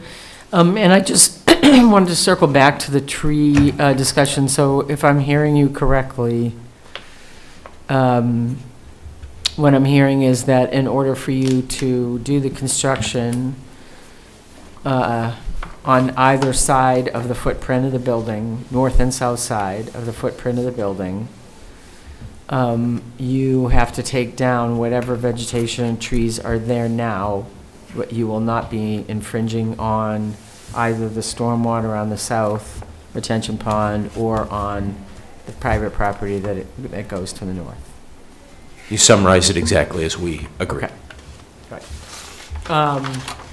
Okay, any other questions, comments, Chris? And I would just, I would just add that I concur with the rest of the commission, that I think you guys have taken a very nice step forward with the new design, and I appreciate you listening to our previous feedback. Yeah. 2 comments. One for the commission. They've got to put an 8 to 10 foot hole in here, and you have to have safe slopes, and you have to have a footing outside it, so they're going to use all that 10 feet. Right. They're going to be right up to that construction fence that we're going to ask them to build, so Right. There's no practical way not to do that short of tight sheeting it or something, which would be an unusual ask for a project like this. And then I had a question for the applicants. You've, I'm sure, had a chance, especially Wade, to review Darren's comments. Do you have any questions or issues that you'd like to bring up for us that you don't agree with? From my perspective, no, they seem pretty straightforward. I think there will be some detailed level staff discussions with the landscape plan and the sanitary, but Absolutely. that's typical. So, most of his comments really pertain to you. Yep. Okay. You had something? No, I was just making sure that we, between the two of us, we didn't have any comments on the staff comments. And I was referring to myself and the owner, not myself, the contractor and the owner. So yes, the three of us. All right, thank you. I actually have one more question as it relates to the entrance that we continue to have concerns about. And that is, and this might be just as easily answered by the commission as by you guys, but in cases where, I'm certainly familiar with in other cases where when there has been a dicey exit where sometimes not just a mirror for potential bikes or resident traffic, or pedestrian traffic, but for cars where sometimes there's like a flashing light or something like that. Is that something that developers put in potentially? Something that triggers if, like, once the, let's just say as an example, once the light at Buckeye turns green, there's some sort of a flashing or something. I'm familiar with ways to mitigate that concern. It would be very unusual. You're talking about like a Beltline entrance ramp where they have a green, you can go, you can't go, like those. Well, And not quite that, it not that quite that extensive, but certainly some way to. They have a traffic heads up. counter, but I Right. think you're overestimating the amount of traffic that's going to come out of this building. This is only 15 units. If you remember, we were worried about Slindy's, and you look at the traffic study, that was how many? 200 and some apartments? 237. 237, and it wasn't Right. that bad. It was a reduced thing. For 15 units, there aren't that many trips coming in and out every day. Yeah. Well, certainly appreciate that. I just want to clarify, it's not that I'm concerned about the number of traffic or trips coming out of the building. I'm just worried that whoever is coming out of the building is safe as they are turning onto Monona Drive. It's not a number Absolutely. of that. It's that I want them to be able to safely turn and not get T-boned. Yeah. Yeah. So- When I pulled in there today, that driveway's towards the north side, and I pulled in, I was able to turn around that driveway and pull out forward, and it's tough, but, I had to get out. I had to watch for people on the sidewalk. And once I was clear there, then I pulled out a little further, and I had pretty good view of the traffic. So you could stick your nose of your car out and see what was coming around the corner. Absolutely. The Okay. biggest impediment was there's a bush on the property to the north that should probably be trimmed because it's overhanging the sidewalk. Right. Just a evergreen of some sort, and that was the biggest impediment to be able to see. So, and when we talk about people backing out, there shouldn't be any backing out unless big truck gets in there by accident or something, because they turn around inside the parking garage. They'll come out going forward. The only time you'd ever back out from something like this would be if you got in there and didn't belong there. And that will happen. That will happen on any driveway. Somebody might come in and they don't belong there. There might be a delivery truck sometime that decides, I'm just going to pull in there and park in the driveway, and that's the only place I can fit. Right. I don't know how to address that, honestly. Okay. Hopefully they pull in the one that's going up and not the one that's going down, because you have a lot better visibility there. And that's the one, honestly, closest to the curve, too, is the one that's coming out of there, so you're up higher than I even was today, so you have better visibility. It'll be the furthest one from the curve that will be the hardest, because you're coming out of the hole. And I think, if I may, just one of the points that I didn't flag from the staff report was a discussion of the potential pedestrian conflicts there as well. Folks on Monona Drive with vehicles either turning in or trying to exit. We did do, at the current 2, there was sort of a sidewalk treatment there. Some small signage, sort of more movable type signage as well, but potentially something there for consideration from the commission if there is, assuming looking down, looking at your feet or looking at a phone, for example, that there's a treatment there that shows this is you're entering a bit more of a driveway. Nothing, flashing or any beacons or anything like that, but a little more subtle. I think that could potentially be something, especially with the 2 ramps, could be a consideration. Yeah, and you did mention that in your report, and I'm glad you highlighted it, because I think that is a good idea. I mean, the visibility is pretty good coming out of it. You can see it. The problem is people come fast around that curve. And when the light turns green on Buckeye and you think you're going to be able to go, you can't, because all those people on Buckeye are turning left onto Monona Drive. So you have to wait till those people come by. But the visibility is good. You just have to be patient and see. I just think there are so many bikes that go by that area and a lot of pedestrians, and that kind of signage I think would be a good thing to do. Yeah. I've seen that in other, coming out of even one of the ramps near Overture, they have signs reminding you of pedestrians. And it's just very helpful as a driver to have that. It doesn't have to be flashing. It's just, yeah. Great. Okay. Any other comments, questions from you guys of us? And if not, this is a consideration of action. And I am looking for a motion. Chris? I'll move approval with conditions 1 through 18 is written by staff. Condition 19, that there's a continuous construction fence on the north, along the north and south property lines, fronted by a silt fence. Condition 20, that final review of landscaping plan by staff. Condition 21, that there's a double silt fence or comparable along the lake. Condition 22, that there's some method for exiting traffic to see pedestrians and traffic coming, and or signage and or treatments of pavement, with those all approved by staff.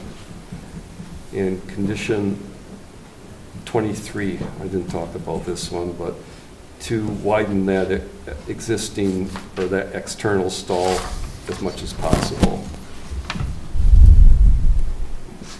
Okay. I have a motion. I'll second.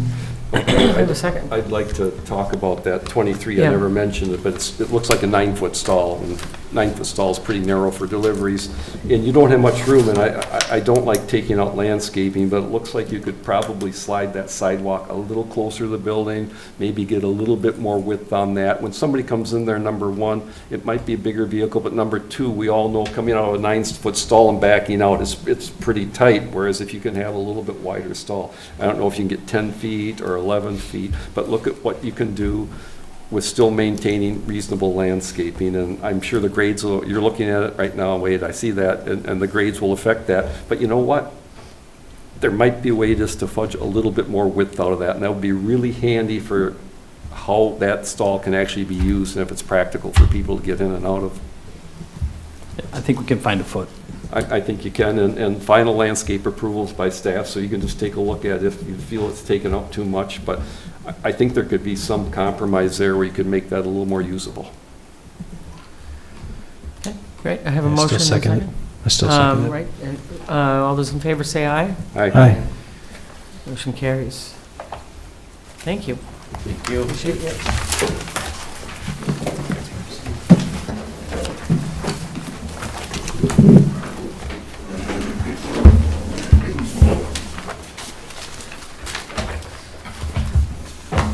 That takes us to item number 6E, public hearing on the request by Adams Outdoor Advertising for approval of a sign permit for an off-premise advertising sign at 400 East Broadway, case number S-024-2024. Welcome back.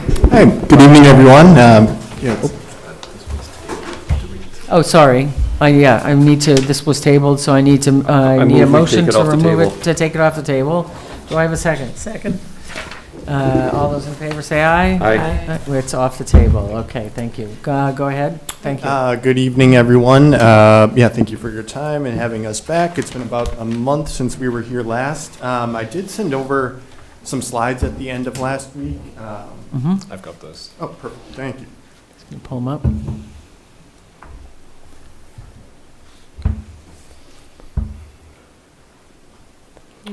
Okay.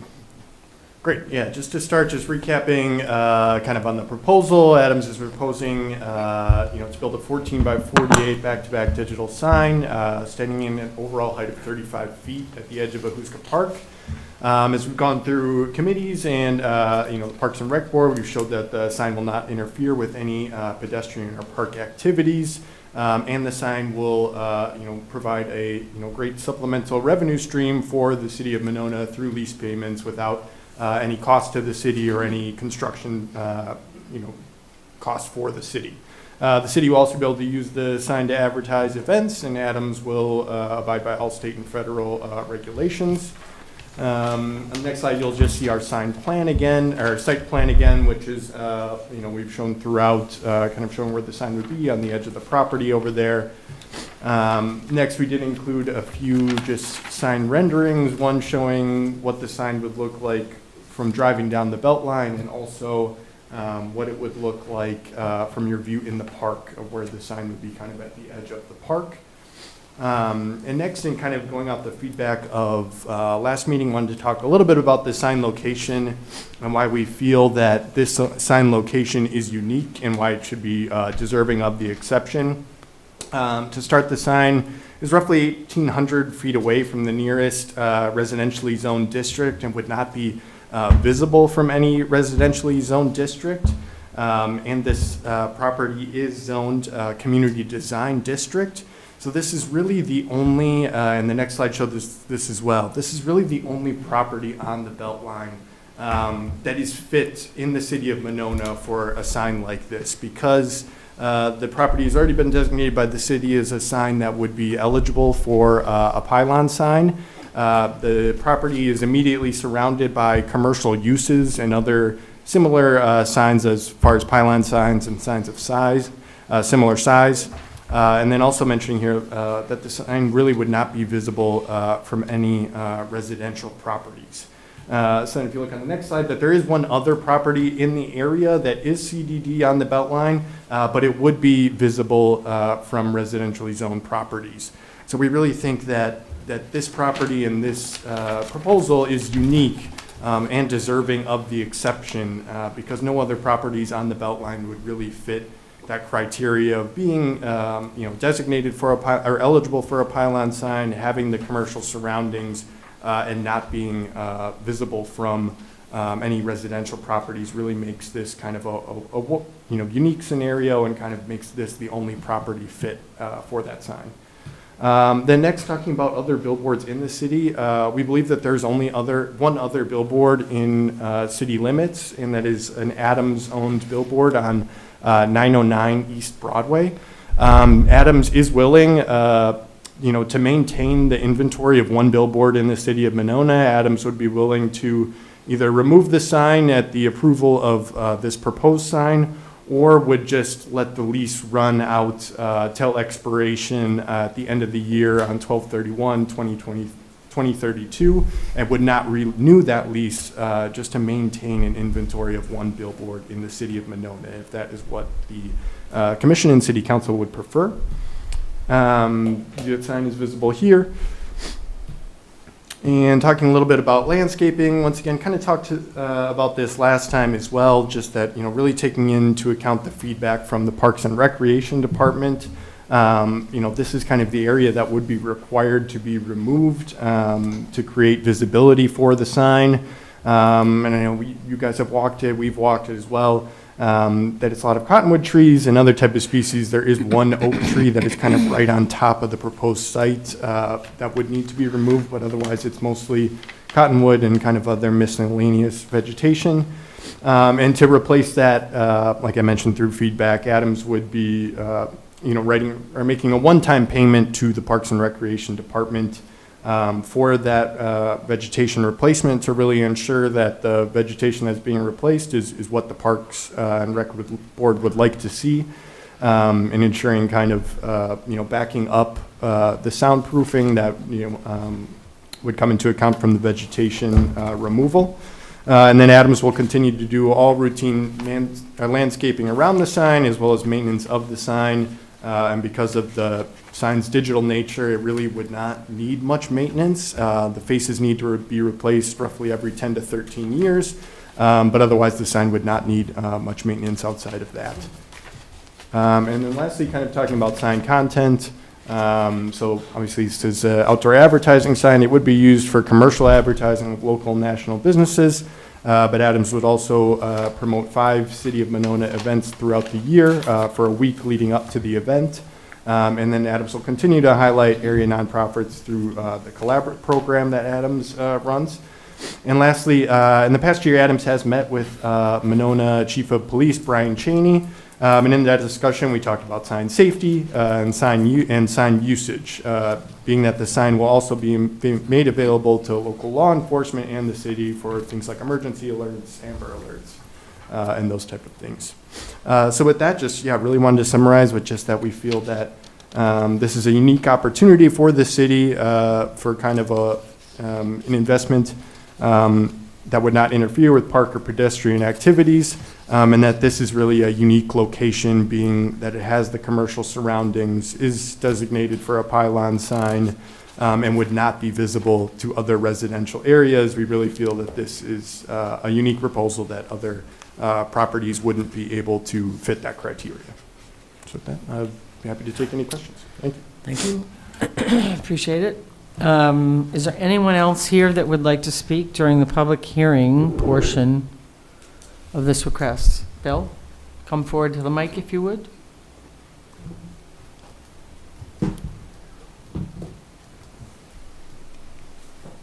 If you could announce your name and address. For the laptop, I didn't print anything out. I'm That's fine. trying to be paperless. That's fine. Bill Groff, 119 Cops Avenue, Monona resident for over 30 years, and one of the original home builders in the Oak Park neighborhood, which is within a few blocks of the site of the proposed billboard. Just want to address a couple of the things that have been noted here. I'm not going to get into the aesthetics of billboards. We all have our own likes and dislikes, and I respect that. If any of you are WVMO listeners, you might know that I have kind of a minor obsession with exploring the boundaries of Monona, like where these ambiguous differentiations are between when you're in Madison and when you're in Monona, and which places are in and which places are out. And what I've noticed as I've driven around is that one of the surest indicators that you're not in Monona anymore is you start seeing billboards. On the west towards Madison, on the Beltline, to the east, into Madison and McFarland, and then up north on Stoughton Road and so forth. Literally, if you're going west on the Beltline to the very edge of the Monona city limits, the first built structure in Madison is not a building, it's a billboard. Monona made a decision some years ago, some of you were probably here involved with that, to say that we're not going to have billboards in Monona. And one of the arguments that's being made by the applicant is that one billboard in one place is compatible with the surrounding uses around there. The example that they're using is not even in sight of Ahuska Park. The supposedly compatible billboard, the digital light up one between John Nolan Drive and Rimrock Road, is 2 miles away from Ahuska. The next billboard in the other direction is a mile away. And they're arguing that other things that are compatible with this digital billboard are the signs at Pier 37 or Walmart, which is another place that is at least a mile, if not 2 miles away from here. So what they're saying is compatible, seems like it is really stretching the geographic limits of, or definition of what compatibility would be. But if the Plan Commission does make the judgment that this is compatible, then what's to say that the next proposal that comes in isn't compatible with this new compatible one? And you can just see this kind of snowballing and compounding itself. If you look at this and you see one billboard at Ahuska Park, you probably look at your lawn in the spring and say, oh, it's just one dandelion. Good luck with that. So I do like the entrepreneurial mindset of the city looking at this as a possible way to deal with its revenue issues and so on, but the Plan Commission is not tasked with balancing the budget. You're here to look at land use and zoning, and by those standards, I don't think that this proposal really meets the criteria for making an exception to a rule that has really served Monona very well. So, thank you. Thank you, Bill. Is there anyone else here to speak during the public hearing portion? Anyone online? Okay, that being the case, we will close the public hearing and move to number 6F, consideration of action on the request by Adams Outdoor Advertising for approval of a sign permit for an off-premise advertising sign at 400 East Broadway, case number S-024-2024. Doug? Thank you. The request this evening for a two-sided off-premise advertising sign, a billboard with digital displays near the southern boundary of Ahuska Park, 400 East Broadway. This proposal was supported by the Monona Parks and Recreation Board at their September 11th, 2024 meeting. The proposal is for a 35-foot tall sign with two digital displays totaling 672 square feet, facing east and west. The property itself, 400 East Broadway, is zoned as part of the Community Design District, and the sign code does not allow for off-premise advertising signs without a special exception. The special exception is something that the Plan Commission can consider and evaluate how the proposal meets the evaluation factors. I've listed those, they're straight out of the sign code, the 6 factors on the first page of the staff report. And that was something that the applicant, or requirements of the special exceptions, that the applicant submit a letter addressing each of those points. That's included, that was included in the first meeting materials, the first time this was considered, and was touched on this evening as well by the applicant. I won't go into too many more of the details specifically.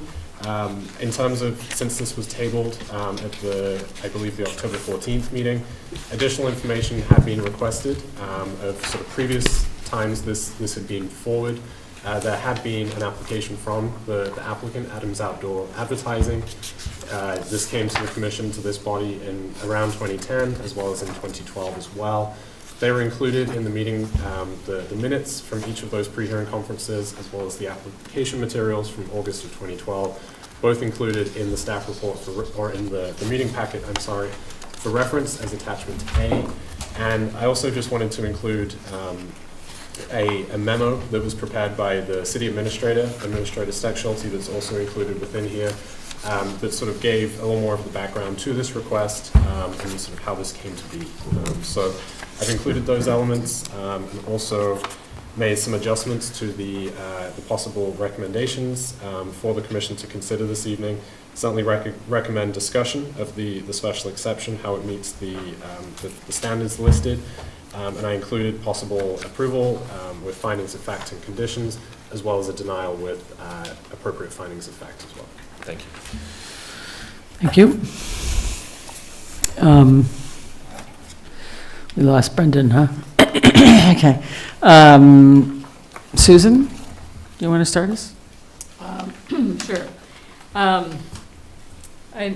am normally not a fan of adding billboards, and I appreciate that that was a decision that was made not a while ago. In fact, my previous home in Monona is across the lake from the one that is on between John Nolan and Rimrock.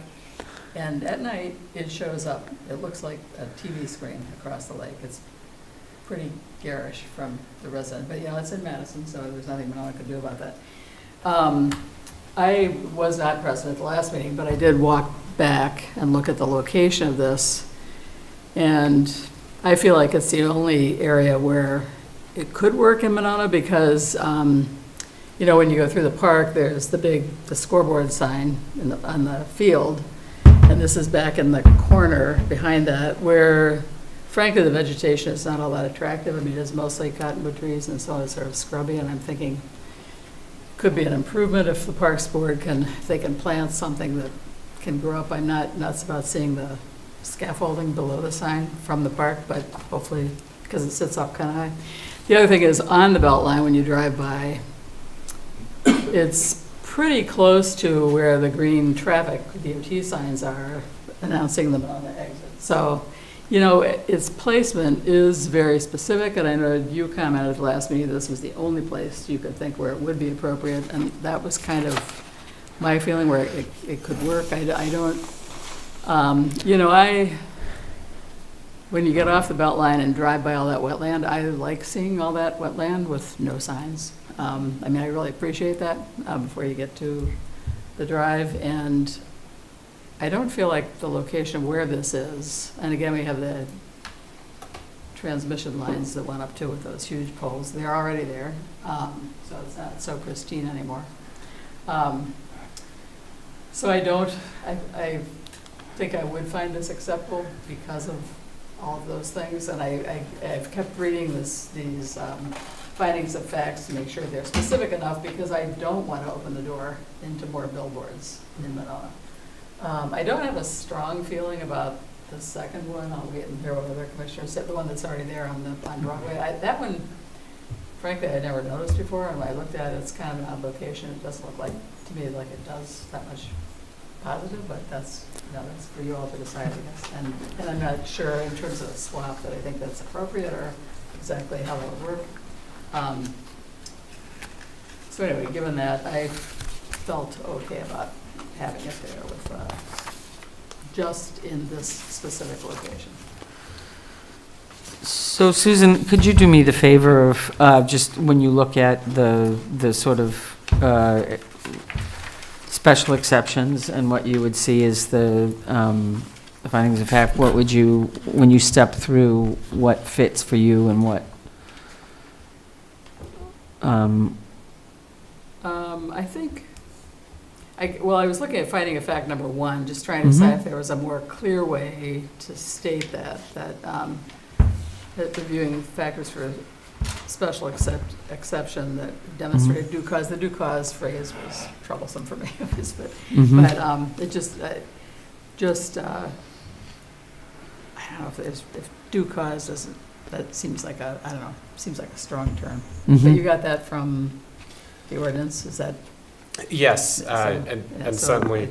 So that sort of when I drafted these, it was setting the stage maybe for the next findings beneath that. But I would certainly welcome. I didn't want to preempt a discussion, so I'm open to any adjustments or changes the commission sees fit. Okay. Actually, I'll keep thinking about that while I listen to other comments. Okay. Great. Maybe somebody else have a better way to phrase it. Corey?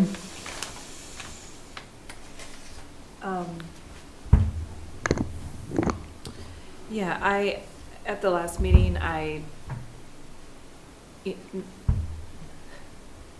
it's not that I want to have billboards along the Beltline. However, at that meeting, I felt that this specific site was an acceptable location for it if we could identify the reasons why. And I do think we do have our sign code, so I'm looking at the 6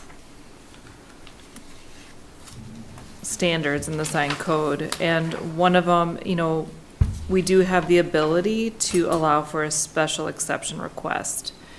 And in my mind, we do, the reason that we have ordinances, we don't want things to be allowed by right, but there are circumstances where it might be appropriate. And so we do want to have that ability to make those decisions. So when I look at the findings of facts, I think, my one question is about the second one. I don't know if it would be better if it was broken up a little bit, because one of the main reasons why I feel like this is an appropriate location is because of the lack of residential properties near this specific area.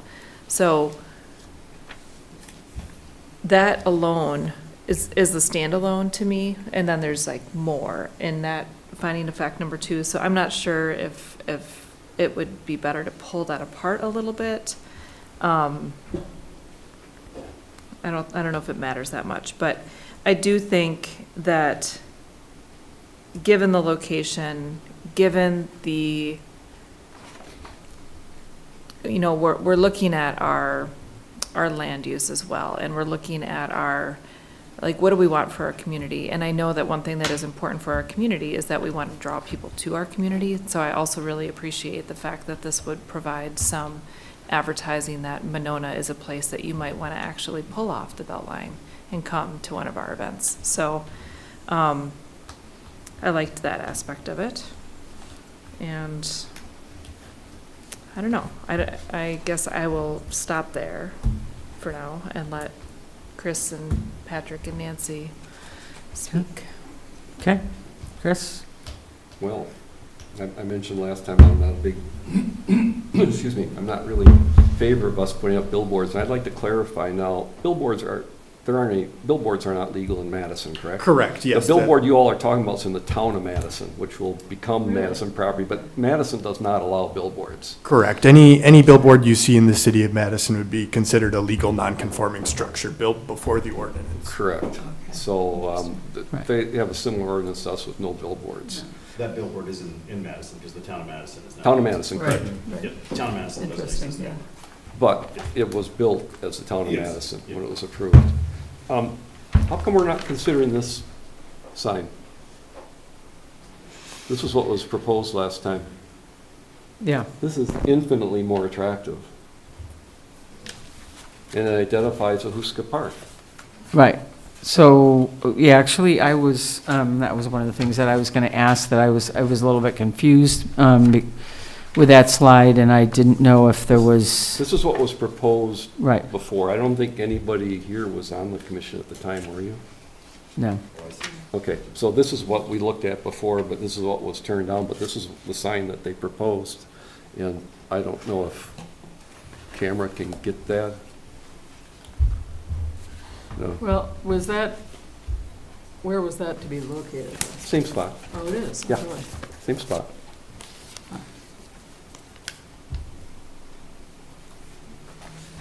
So it seems to me, Chris, though, when I looked at that, it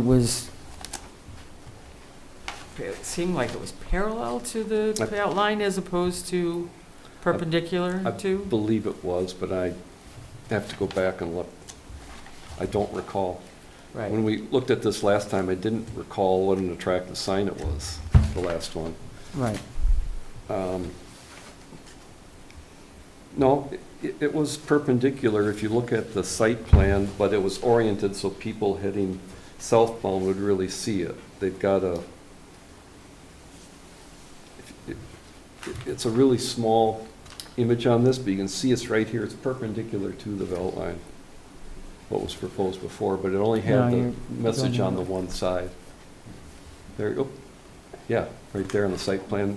There you go. Yeah, oh, interesting. Okay. Yep. So it had Yeah, a it message was- on one side. I So it believe says- that's what I read in the It material. says here it's only visible from the eastbound traffic, so, Correct, yeah. eastbound. So if you're going west, you I wouldn't probably see said it. that wrong, yes. Right, and here they're looking obviously for visibility from both sides. Well, sure. But it does beg the But question. if that's the case, Right. could it be built instead of almost perpendicular, but look like that? Right. You're saying put some of the stone like we have around the rest, like on the base rather than. This was, I think, the same stone that we used on Monona Drive, or Right. similar, complementary, something like that. And it was great identification for the park. We've got that little sign on the hill that all the shrubbery grows up higher than the sign. Right, Yeah. right. Well, he's asking a question. So yeah, I mean, obviously I was not with Adams during that proposal, but that proposal, yeah, roughly 10 years ago, I know it was one face sign and only facing the eastbound. You know, I think we could look at elements from that sign to take it into the you know, newer or current proposal, because that proposal is from, you know, quite a ways back. I think they could incorporate the Land and Stone and the City of Monona signage into the new sign proposal. But I do know that Adams would prefer a two-face sign. And I just have to say, I should have, while I had it here, you did see the solar panels on it, did you not? Yeah. I did.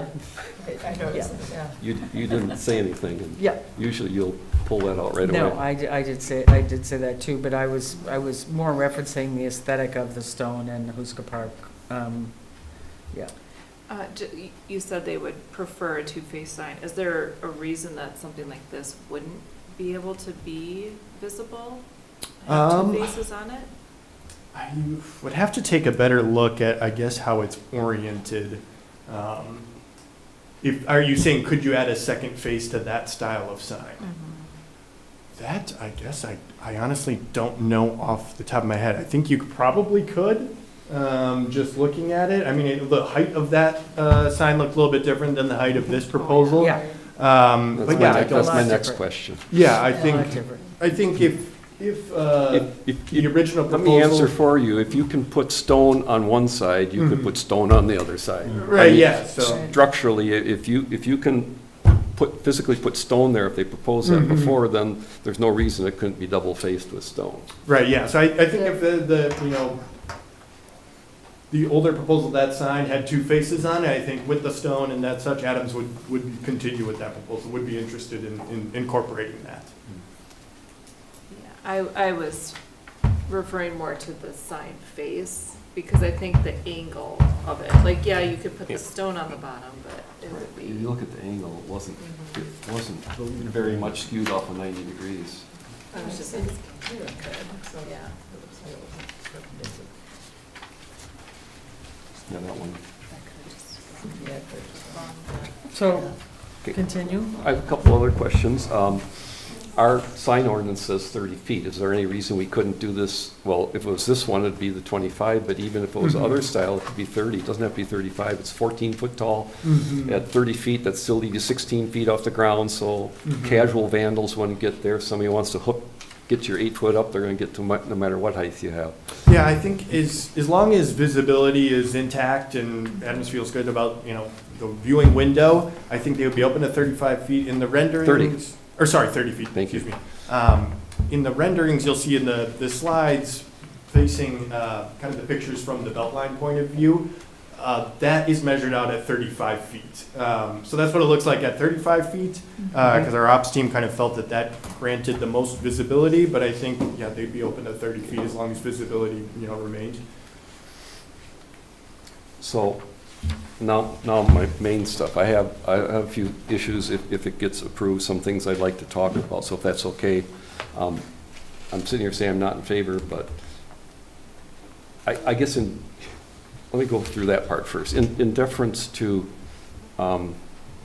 John, who's already spoke out against it, and Brandon, who spoke out against it, and Rob, who probably was quasi against it, I'd really like to kick the can, if everybody's comfortable with that, and I would like to send a set of findings of fact and conditions to the city council and say, if you feel this is appropriate and you want to approve it, here's what Plan Commission recommends for conditions of approval, since we're a fairly split commission on this thing.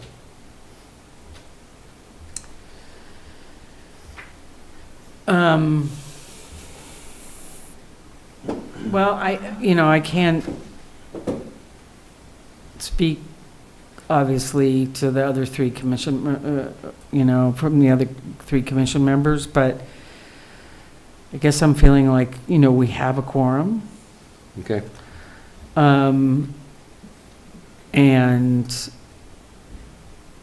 if for some reason this body turns it down, then my understanding is it would go to the ZBA. I saw that in your report. I thought decisions of Plan Commission were appealable to the city council. Typically they are, but this, the sign code specifically references the appeal of signs, sign permits goes to the zoning board of appeals. Okay. So, I guess that's also part of my thinking.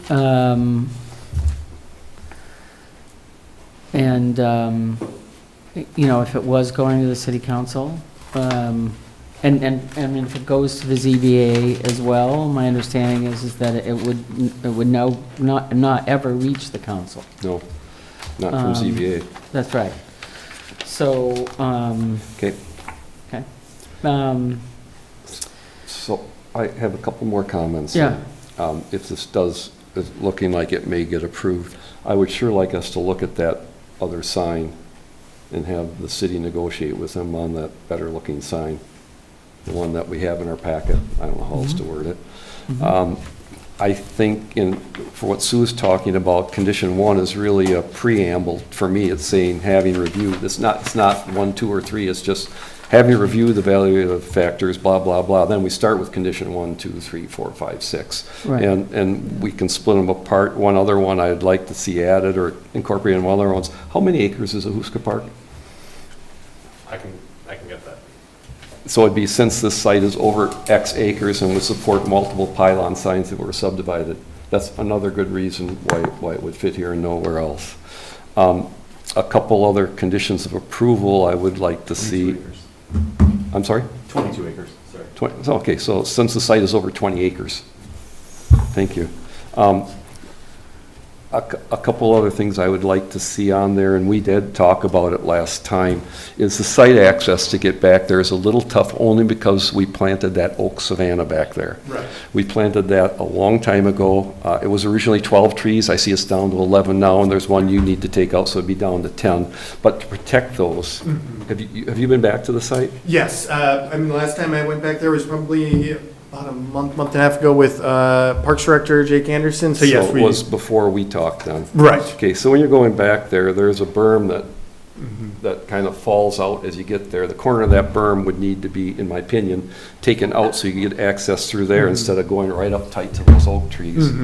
That would be the one thing. And the second thing, those oak trees should be fenced off at the drip lines in mass. In other words, where we've got the oak trees, boom, boom, boom, boom, boom, you don't just fence off each one, but just outside the drip lines, all the way along that line, and then there's 2 on the other side along that line, so it gives you a corridor. But I know how construction can get out of the corridors, something we were talking about in that previous approval. So that would just make sure that the construction stays there and doesn't affect all those they're young, but I mean, they're beautiful. They're like this. Right. And that was the intent for that back area, to be an oak savanna. I doubt, maybe there's somebody in Parks Board that remembers that. Right. So it would protect those trees. So that's all I have for comments. Okay. The 30 feet I already mentioned instead of 35, but if it could be the other one, that would really be nice. Okay. Patrick? I think at the last meeting, I pretty much said what I needed to say about my thoughts about the sign. I think the sign is, I'm just wondering, when people are driving down the belt line at the speed that they're driving down the belt line, are they really looking at the base of the sign? Or are they looking at the illuminated sign? Right. So how much does that, it's just my opinion, but how much does that actually matter? Right. In the grander scheme of things. And, that said too, I mean, as far as the height goes, I mean, it could always be, you could build more stone and make sort of a monument, right? City of Monona on it or whatever. But again, people aren't necessarily going to read that. They're going to look at the sign that's illuminated, I think. So, yeah, I'm okay with this. Okay. I would just say that I totally appreciate people's deliberations around this. And I happen to have grown up in a state where billboards are illegal, that being the state of Maine. And so I very much appreciate what the landscape looks like without billboards. But, you know, that being said, I do think that this is somewhat of this is a unique site. And I also just wanted to say that I definitely appreciate this commission's generally steering clear of any kind of financial considerations. And on the other hand, we have financial considerations in every single meeting by virtue of what we request of developers or not request of developers in terms of landscaping, in terms of brick versus, you know, some other treatment of a building, you know, different size sidewalks, more tree canopies, whatever it happens to be. So, you know, and last I would say, I know that there's some concern, you know, in Monona about what, for some people would be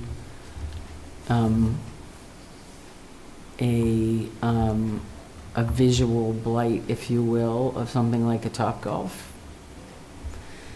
That this commission obviously approved, you know, from a preliminary in the pre-hearing, and so it feels a little bit kittywampus to say something that's the height and depth and breadth of a Topgolf is okay, but a single billboard that happens to fit in this one and only site, you know, is not okay. It just seems a little bit, so those are just some reflections that I had as I was thinking about it. But I certainly I appreciate the overall intent of Monona not being a place of billboards, generally not wanting billboards in the community, but I do think this is a unique site. So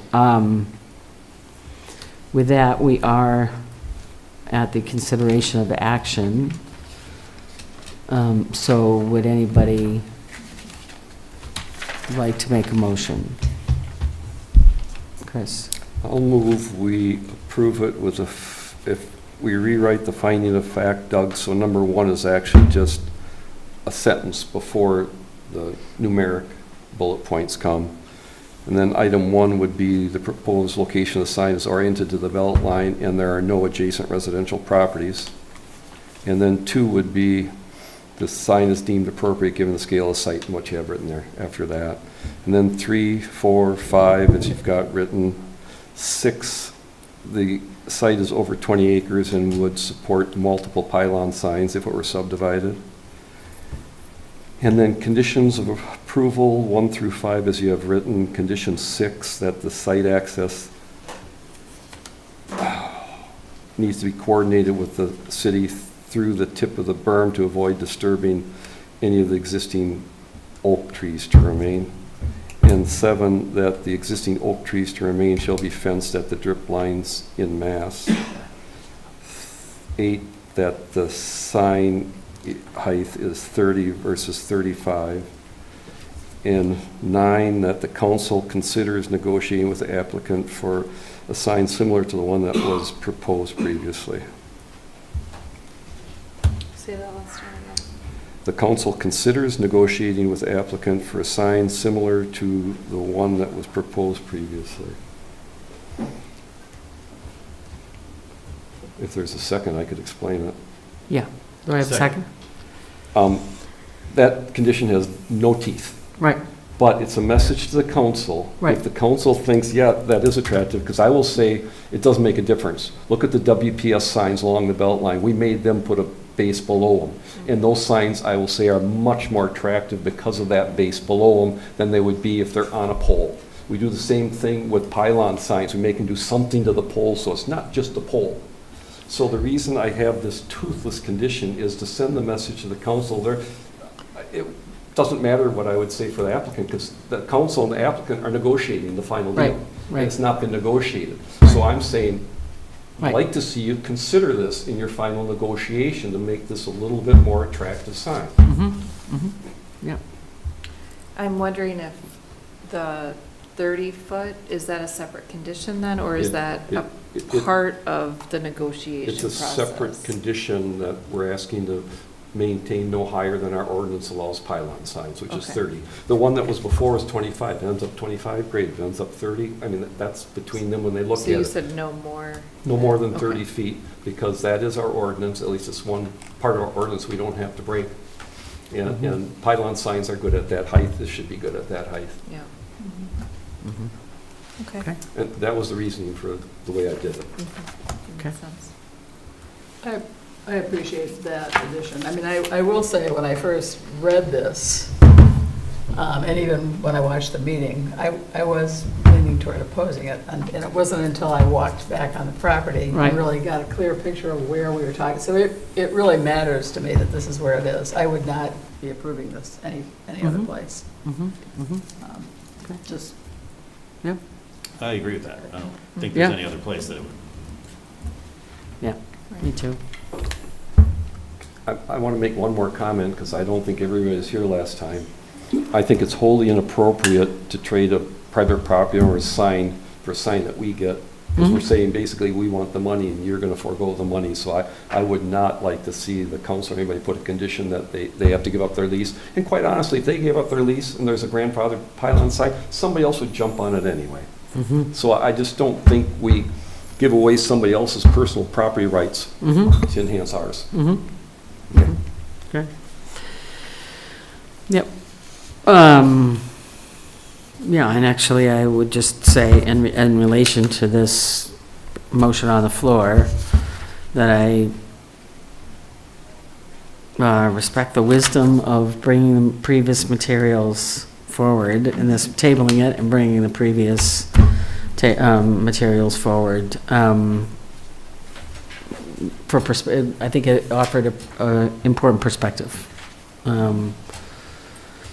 of the decision and also of the design at that time.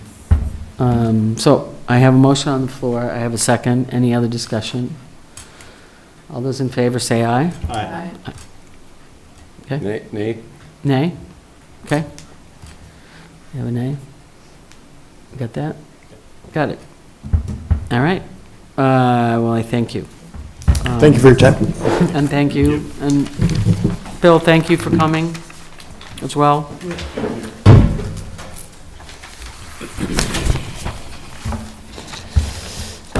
With that, we're going to move to new business.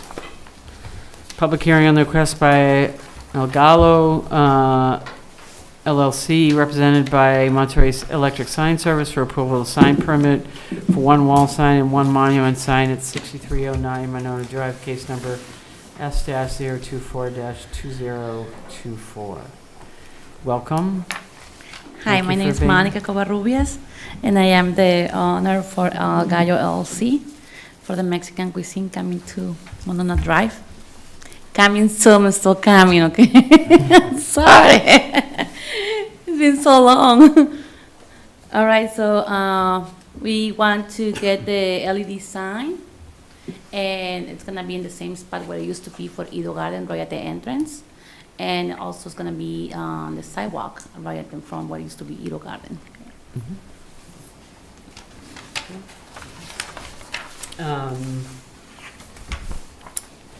Anything else? Does anybody else want to say anything about the sign? Again, we're in a public hearing portion before we close the public hearing. Hearing none, we'll close the public hearing portion and move to, number 7B, which is consideration of action on the request by El Gallo LLC, represented by Monterey Electric Sign Service, for approval of a sign permit for one wall sign and one monument sign at 6309 Monona Drive, case number S-025-2024. Doug? Thank you. As mentioned, two new signs proposed here, one wall sign, one landscape ground. The wall sign would be 25 square feet and would be a reduction from the existing 33-foot wall sign that was approved back in 2004.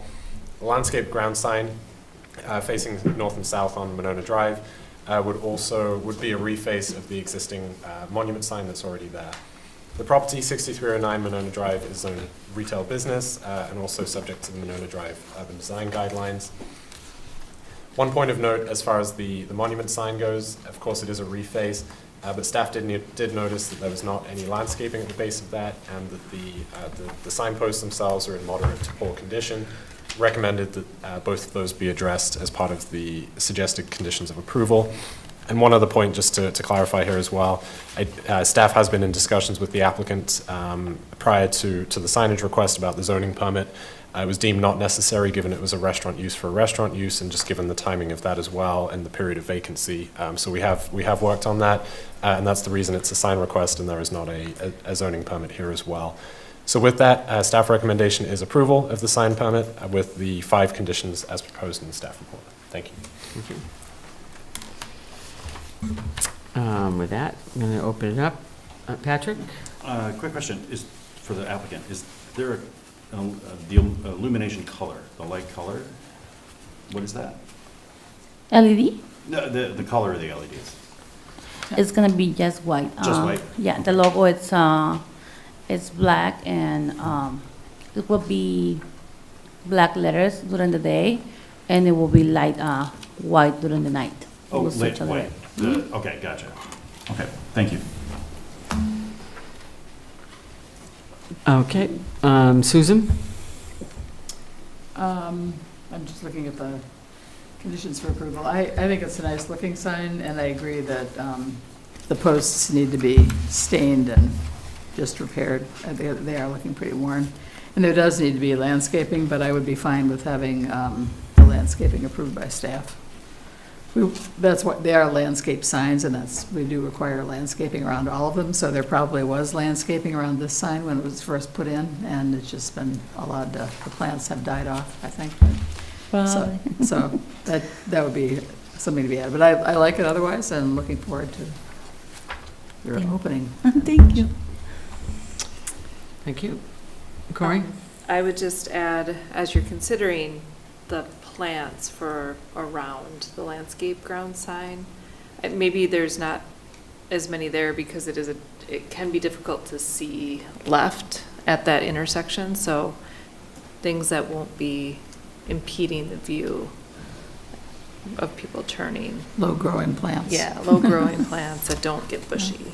Or they get overgrown and cover up the sign, which has Right. happened in some Right. areas too. Right. Typically, native plantings are appreciated, and you can work with staff on suggestions for that. Okay, thank you. Looks great. Chris? Well, first, I'd like to apologize for your long wait. Yeah. But unfortunately, the way this all works is most people that come here have to come twice. And so there's old business, and you've never been here, so you were the first one on new business. So he got you as quick as he could, but you had to sit through all that. So my apologies, it's not a lot No of problem. fun. I'm but- happy that I'm learning more stuff. No, I'm glad to see another restaurant going in there. I think it'll be great for Monona.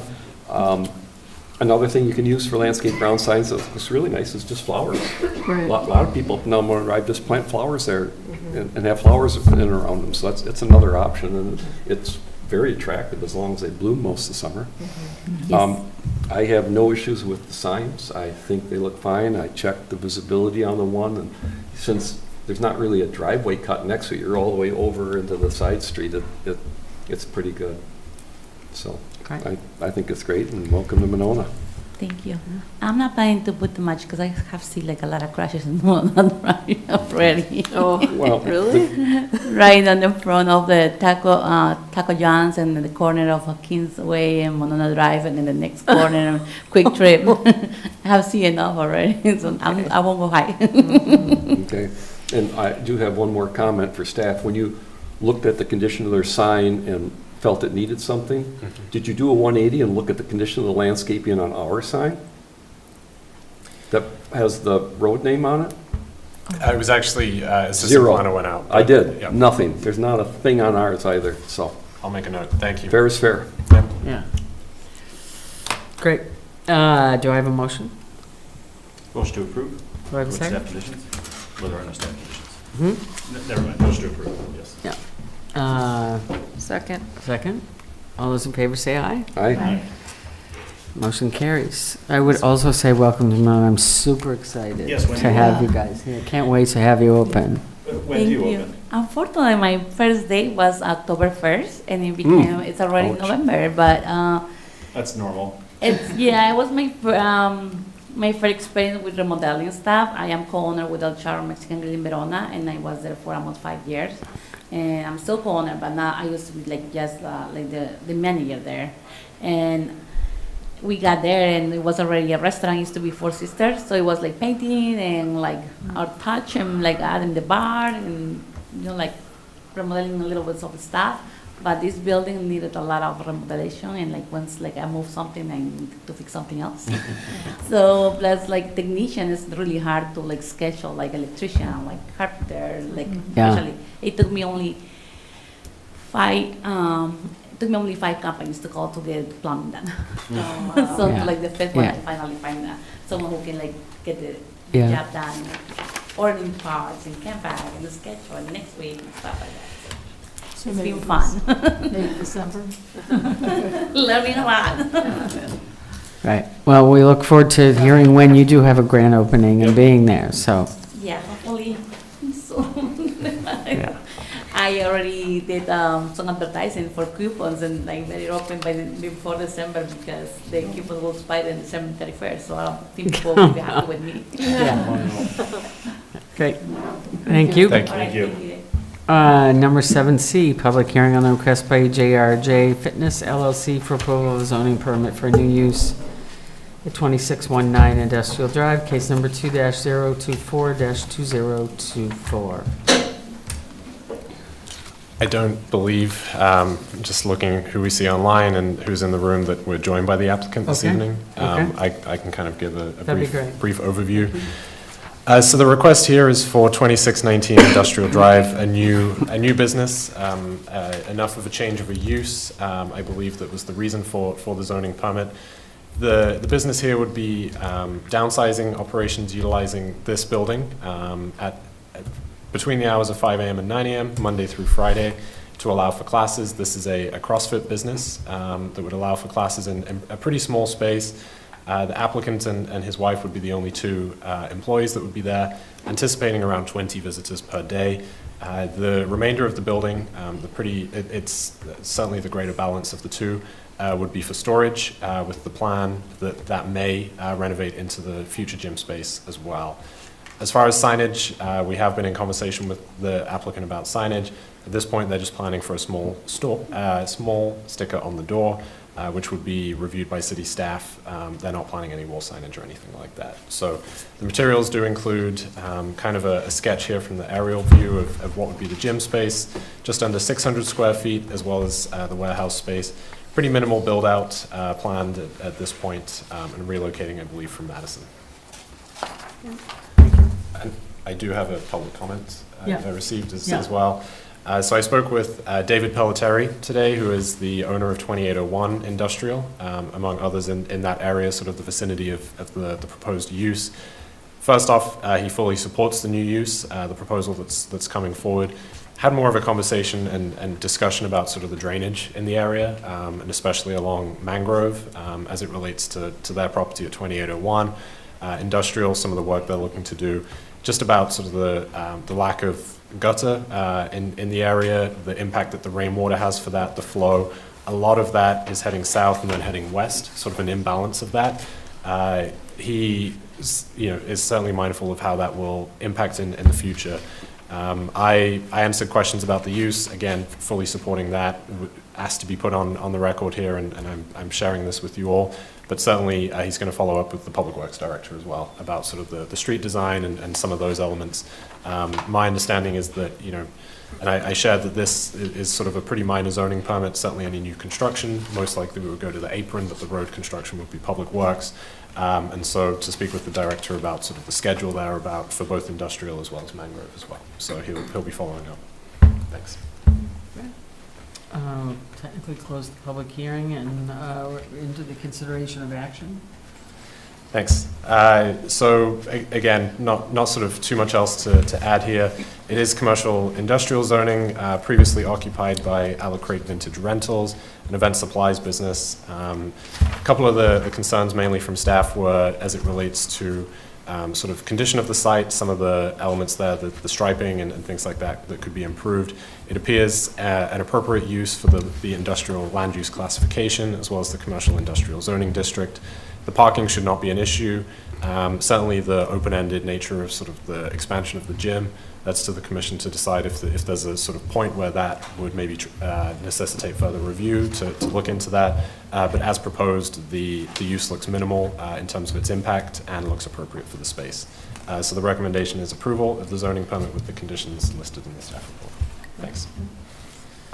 Any questions of Doug, since the applicant is not here for questions? Any questions, Patrick? Well, I have a couple comments if that's, there's another CrossFit right next door, I believe. Or at least when I was looking on Google. I didn't get a chance to drive out there, but there was a CrossFit Connex that was right behind. Yes. Yeah, and certainly I think the intention of this use is pretty minimal, just from the square footage, the 560 square feet as well. It seems like a very small gym space as compared to others. The use, for example, we saw on East Broadway that came through comparably. So it still seems an appropriate location as far as the parking, and certainly we do have language in the ordinance about sort of duplicative or similar uses. But I think one of the considerations certainly from staff here was that largely storage at this point, and I think were this to expand to the, say, 3,000 square feet or something like that for the full use, I think maybe that would be a little more warranted and there could be some more comparisons with adjacent. But with this, it seems between the 5 a.m., 9 a.m., it seems pretty focused, pretty personal training type thing rather than sort of large gym classes. So that was the thinking there. Okay. Chris? Are you done? It sounded like it, okay, I'm done. It wasn't okay, I'm done, then I had one more. Go ahead. One more.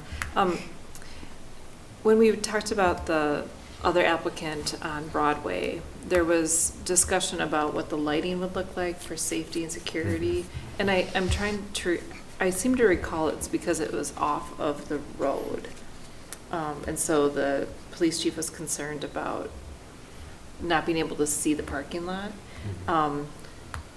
But the lighting at this site, I mean, it is right on the road, so it would be easier to do some patrols past.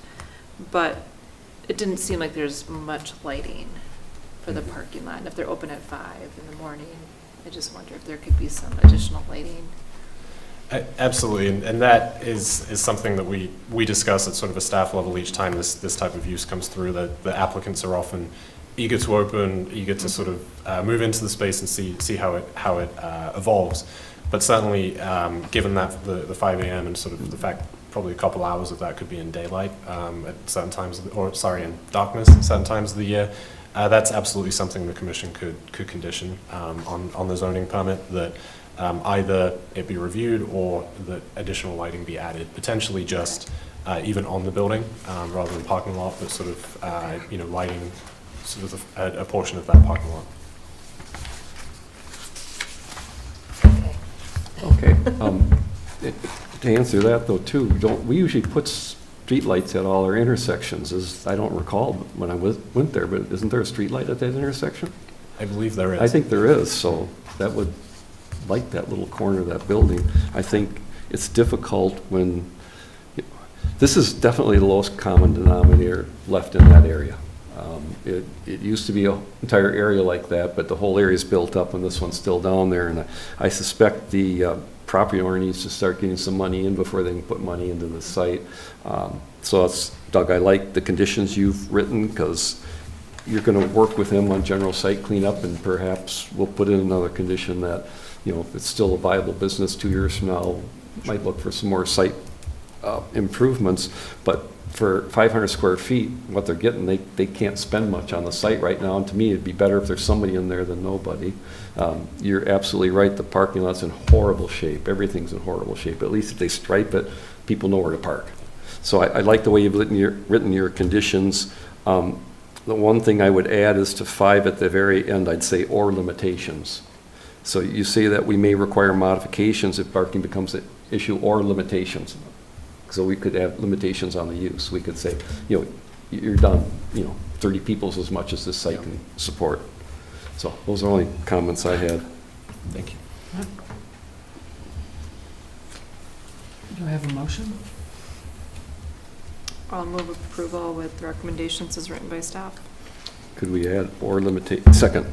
To number 5. Could we add or limitations on then the 5?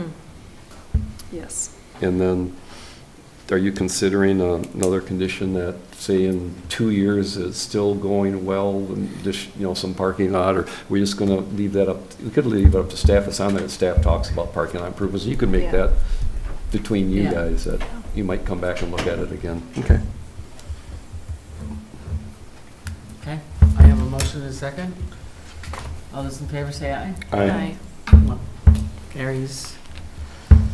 Moving to number 7F, consideration of action on the possible recommendation to City Council for an ordinance amendment to Chapter 480 of the Monona Municipal Code of Ordinances regarding electronic smoking retailers, case number 2-023-2024. Doug? Thank you. So a little bit of a different request coming forward here, and so I'll kind of run through, give some background kind of during the public hearing section, and probably flip the order, I guess, than how it would normally be done.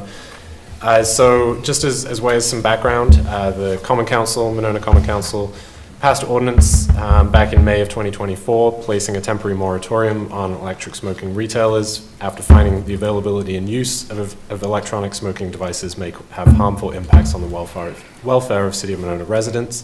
They requested an in-depth examination of regulations, establishments selling these devices, deeming that that was timely and necessary, and requested the Plan Commission and Public Safety Committee study the effects on the city of these retailers, prepare a report to council with recommendations, if any deemed appropriate, to address those.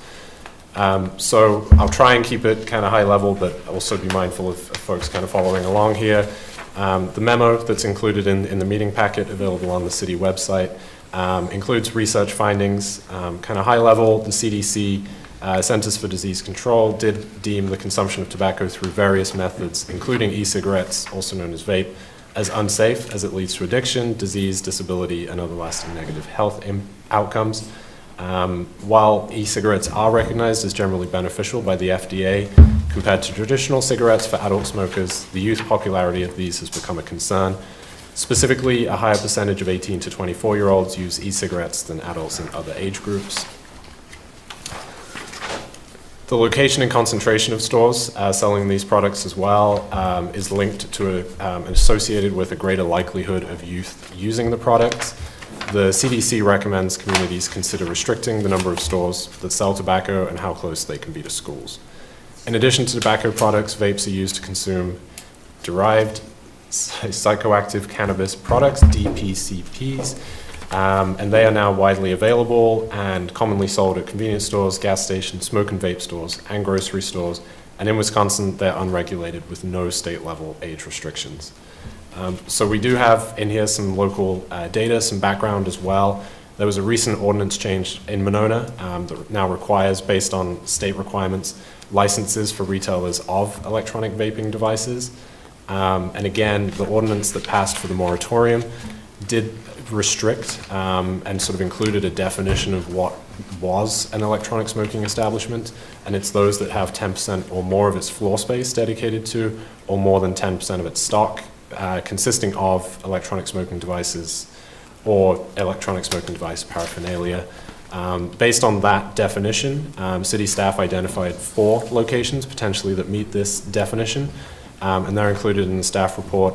You've got Ignite Glass and Gifts on Monona Drive, Monona Vapor on West Broadway, Vapes and Cigars on Monona Drive, as well as the CBD Pharmacy on East Broadway, right at the corner of Monona Drive. And additionally, you will find data with the city staff worked with Public Health Madison-Dane County in looking at their assessments, their research and inventory that they had done across the county, and used those. And it also includes the Monona Mart, the former Shell gas station at 1220 East Broadway. And there is a difference in sort of the definitions there, but the four that specifically meet the ordinance language are the four that I sort of laid out. So as far as zoning precedents, municipalities can address these concerns, regulate the location of these stores through zoning, and the best practice has typically been to limit the uses, specifically the retail uses near youth establishments, gathering spaces, as well as from adjacent businesses, similar typed businesses. So I sort of included two here. The City of Madison had focused both on e-cigarettes, but as well also on tobacco retailers. Again, it was based on the percentage of floor area or display that was deemed for the use of these products, the sale of these products. So they put in a geographical restriction for kind of youth-oriented child uses, schools, daycare centers, parks, those kind of things, 1,000-foot buffer, as well as a proximity limit to the same type of retailer, which was 500 feet. They did have zoning districts where this was just prohibited, including traditional residential districts. If the application met the standards of the City of Madison Code, it did allow them, permitted them in mixed use and commercial districts. City of Madison, City of Milwaukee more recently in 2023 went through a similar effort, and again, it was a 500-foot buffer of existing similarly classed retailer, as well as 1,000-foot, and I sort of listed out the specific uses there. They are also prohibited in all residential parks and in institutional districts, and allowable as a limited use if it meets those standards in all commercial, downtown, and industrial districts. So as far as recommendations, this memo is sort of to serve as kind of a background to that, but also some best practice and to lead to that discussion. This evening is also the public hearing for this. A Class 2 notice was placed in 2 copies of the Herald Independent, with the opportunity for the public to attend and to speak. This will also go to the Public Safety Committee, working on sort of a meeting date there, but ideally either November or December, going to City Council with recommendations in January of 2025. So after considering the research findings and specifically the impacts on the younger population, planning staff suggests limiting new electronic smoking retailers, and it's important here that existing stores would be grandfathered within the proposal here, within certain zoning districts, as well as imposing buffers for those areas that are allowed as a limited use. The buffers, so the reason for this decision is it would be about 1/10 of a mile to 1/5 of a mile. Any shorter than that would represent kind of an easy walk and sort of easy accessibility for folks to be able to access these stores. This was deemed an appropriate buffer while still offering the opportunity for other retailers to locate within the city. So the memo includes definitions for this, proposed definitions, and these are lifted straight from the moratorium ordinance language. And then sort of the second part of page 5 lists the potential prohibited use districts, which include the traditional family districts that we have, single to multifamily, neighborhood small business, which is a very small zoning district closest to the beach, with the bait store, very small, and I believe is already covered by the park designation that would also be considered. Conservancy, public facilities, and cemetery would also be included. Allowing for these as a limited use via zoning permit, assuming that it meets the restrictions and the buffers within retail business, commercial industrial, as well as community design districts. So the recommendation as far as the buffers would be the electronic smoking retailer not be within 500 or 1,000 of an elementary or secondary school, library, daycare center, park, or playground. And then if this is not met, that use is prohibited. And the second standard would be, shall not be within 250 or 500 feet of a premise holding electronic smoking retailer license. If it is not met, then a special exception must be requested from the Plan Commission. So the thinking here, this is of course not fleshed out as sort of as a proposed ordinance with language and sort of where it may fit within the city's existing ordinance. The plan here would be for this to be within 480, within the zoning ordinance section, and of course to work with City Attorney Cole and to bring that draft ordinance, should it be deemed appropriate, to council. But the thinking here was really for that discussion, for that conversation to happen this evening with the commission based on this feedback and this information that's included as well. There are 2 maps that are included that sort of map this out and sort of show these buffers with either the 250 or the 500 or the 500 and 1,000 buffers as well. Again, these may not be perfect. These are draft maps. There may be sort of elements that need to be tweaked based on if there was a park that was missed or something like that. But these were put forward for discussion and would certainly welcome commission conversation. Thank you. So can I get some clarity around the maps here? So if I'm reading the map, proximity map on with the smaller circles, or even really both of them, when you say that we would grandfather in the current shops, because obviously they're still here, are you saying then with really either map, one instance, or in 2 instances, it appears that the vape shops would, even with a smaller map, it appears that they would be outside of the buffer, and so therefore they could be, if they changed ownership, correct, they could become a vape shop again. Yes. Whereas with the larger map, what you're saying, and the buffer zones represented in the larger map, that if any one of these establishments were to turn over, they would not be within the buffer. That's correct. So we would lose all 4 of them. There would still, even with the larger buffer there is, and it was difficult to get it all on that one page, but there is still the commercial industrial, sort of the southwest portion, the area closest to Walmart, south of the Beltline, there is still that availability. Of course, to the north, so the northern end of city limits is multifamily, so that, as proposed, would not be eligible.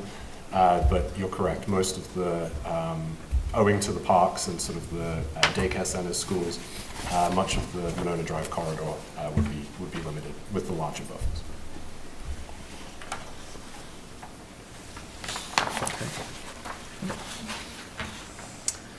Being informal here because there's so few of us tonight, but does anybody have any questions, feedback? Yeah, Chris. Comments?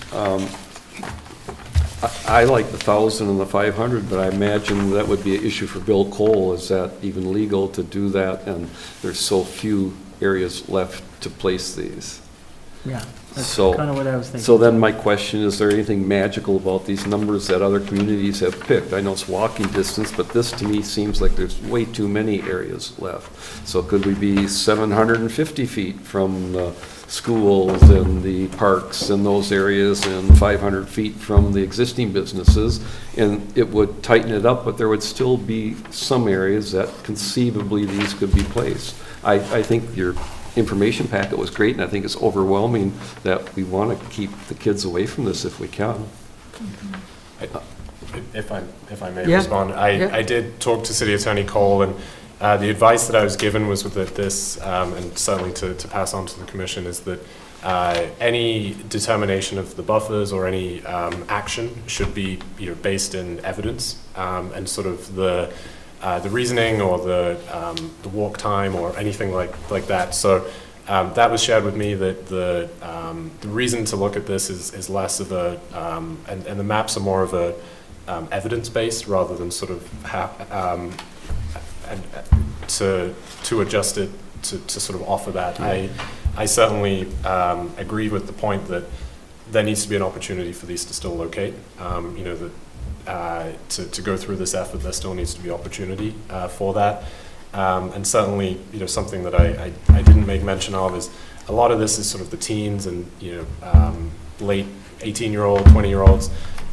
One point that was definitely discussed by staff is maybe instead of adjusting the buffers, do you adjust the intent of, say, buffering from a daycare center, for example? Something that is much different than maybe the high school. In terms of the user or the folks that would be attending that institution. So just something that could be considered. a lot of this, a lot of the recommendations were based in our Milwaukee and Madison colleagues in terms of what they had done, what they had sort of used. And we definitely looked at the maps, certainly from the City of Milwaukee, when they came through. But absolutely, I think there's opportunity to discuss that. I think the refinement of the buffers was probably the biggest takeaway from this article. Yep. And I think as far as the districts you defined, I think you did a good job with allowed or not allowed in different districts. I'm fine with all that. It just, to me, comes down to the buffer areas, and is it reasonable to walk 2 blocks? I mean, the typical city block is anywhere from, what, 400 or 500 feet.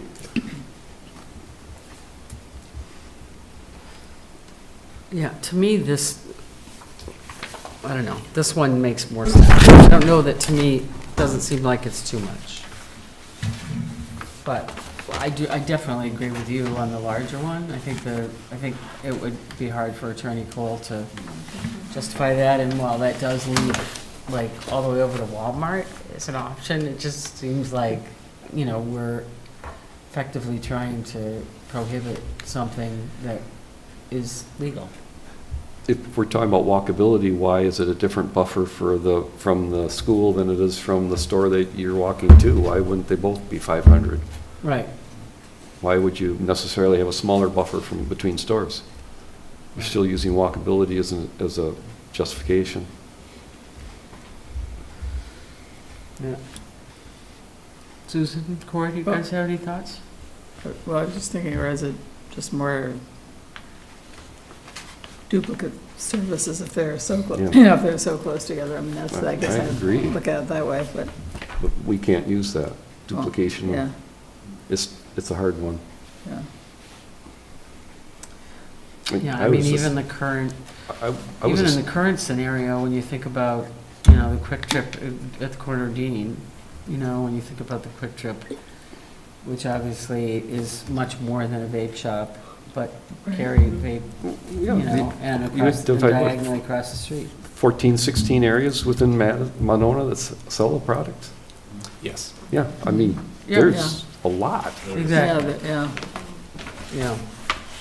You know, I saw someone recently refer to Monona Drive as Vape Drive or something like that. You know, like becoming Vape Drive. Somewhere I saw that. I can't remember where. I think I would call it a bank drive or a salon drive. Yeah. Before I'd call it. Can we get a few banks and salons on that?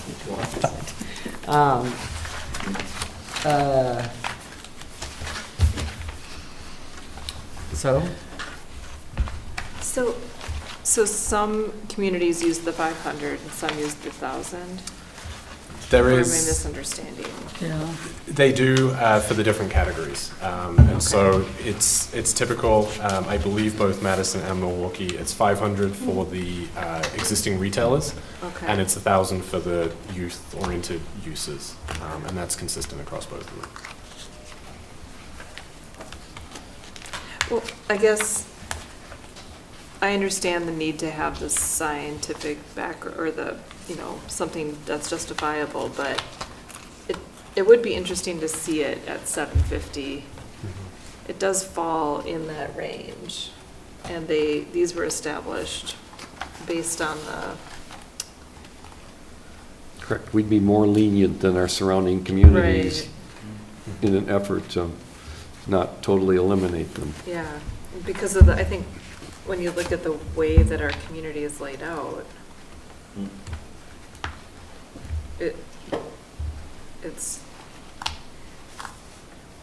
it's different. So I don't know if we could look at that and just, if that would be something reasonable. Do you think that's viable? I think that it is. Based on I your think, research? yes, I do, and certainly one recognition here was that, you know, City of Milwaukee is a much larger area. Even Madison is a larger area.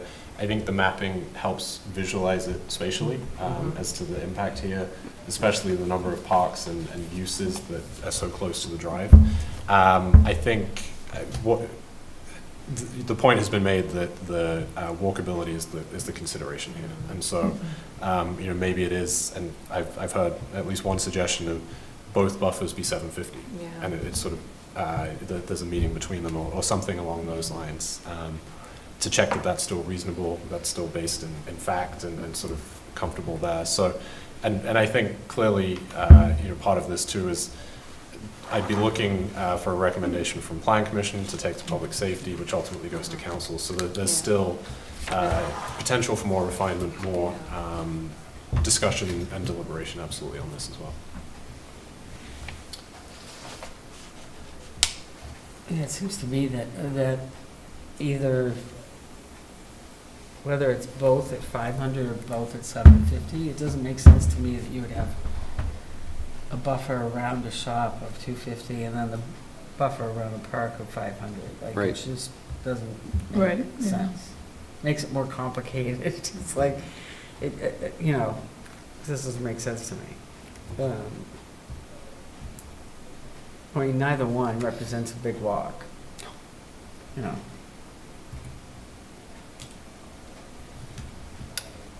Can I make that recommendation in advance of going to the Public Safety Committee meeting? You take a look at 750 for both? Is this an action item? So is this It looking? is. It is. Okay. Oh, we didn't make it there It yet, is. though, did we? Are we at consideration? Five. I don't know. Did we move to consideration? I think we did. Yeah, you did. Okay, I think so, all right. yeah, I think we, I recommend what I just said. So as proposed, but considering a 750 Yes. buffer for both. Thank you. Yes. Could, yeah. Second.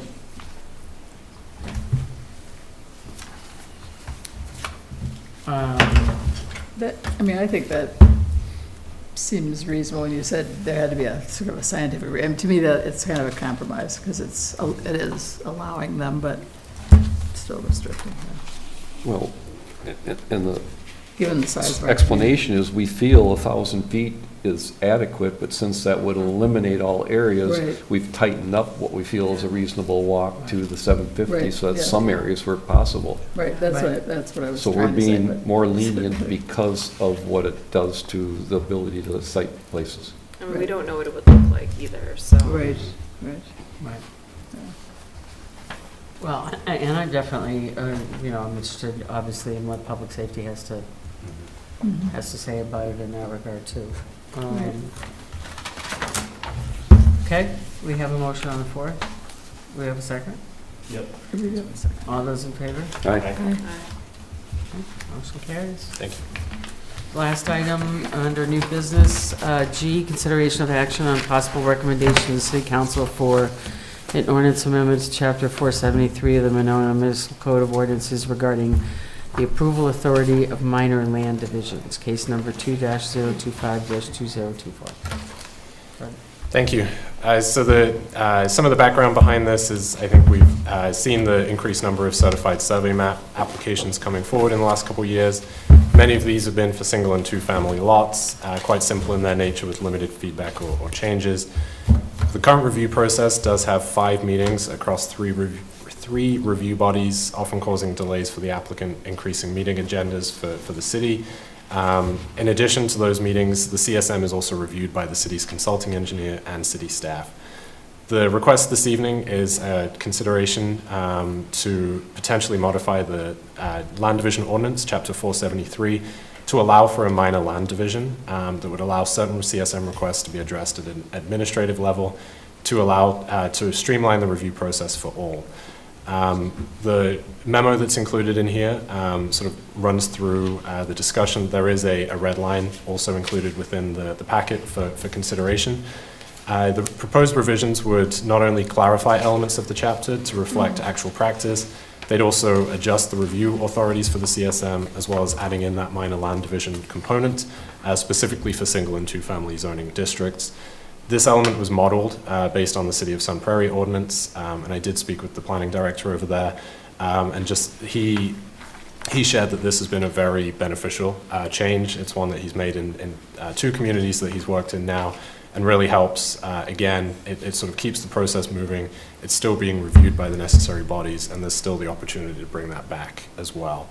So I'm certainly willing to kind of run through each of the elements, but I'd certainly entertain questions as well. Like I said, a lot of this is sort of clarifying points, adding lot combination things that we've discussed. And the main element would be adding the minor land division by CSM.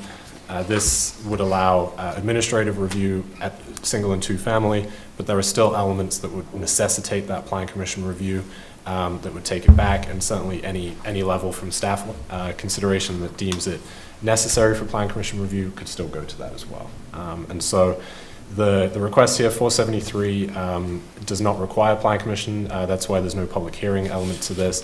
This can be reviewed directly by City Council, but this evening I'm hoping for a recommendation to take to Council for consideration. Thank you. Again, operating informally here with the group. I'm happy to take feedback from anyone. Starting the discussion. Chris? I'm wondering what problem we're trying to solve with this. How many CSMs do we do a year? 4? I threw the number out. There aren't many. It's more than that. I don't have that in front of me. I would say quite a few of these, it's sort of a cleanup and a best practice as well, and often this will come up, especially with those zoning districts, single and two family, at the building permit review point. So we necessitate or we require a survey, and it'll show the two lots.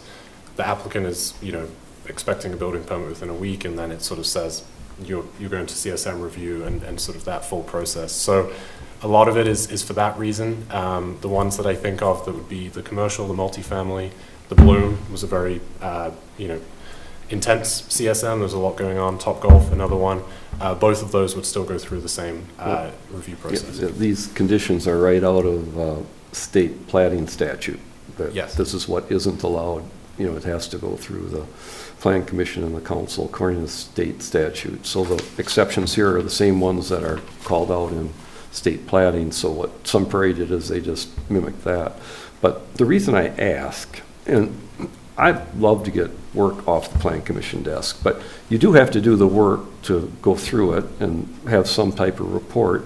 And it feels like you're taking on a lot of responsibility, because tonight was a perfect example. That CSM that we approved tonight came to us before, and you had a recommendation for approval for us. Mm-hmm. And it was at the Plan Commission meeting we started discussing, wait a minute, there's a house down there, a functional house. You can't do a CSM here and have another house on this lot that you're going to build your house. But that wasn't in the staff report. That was just a recommendation for approval. So you're taking on things that, oh yeah, I didn't think of that house there, things like that, that it's always nice to have another set of eyes somewhere looking at it and saying, does this all make sense? Because in that case, that would have been a bad decision. Mm-hmm. And I would say that that is probably an exception, and the reasons for that one coming forward, potentially that would have come to Plan Commission, with certain elements, the road width, the steep slopes, the boathouse, the encroachment over the lot line, that there are elements there. I'm thinking of others on Clear Spring, others that have been looked at, Tony Awatha, there's a couple others that were very, very straightforward. As far as the review process, this would be myself, it would be the Public Works Director.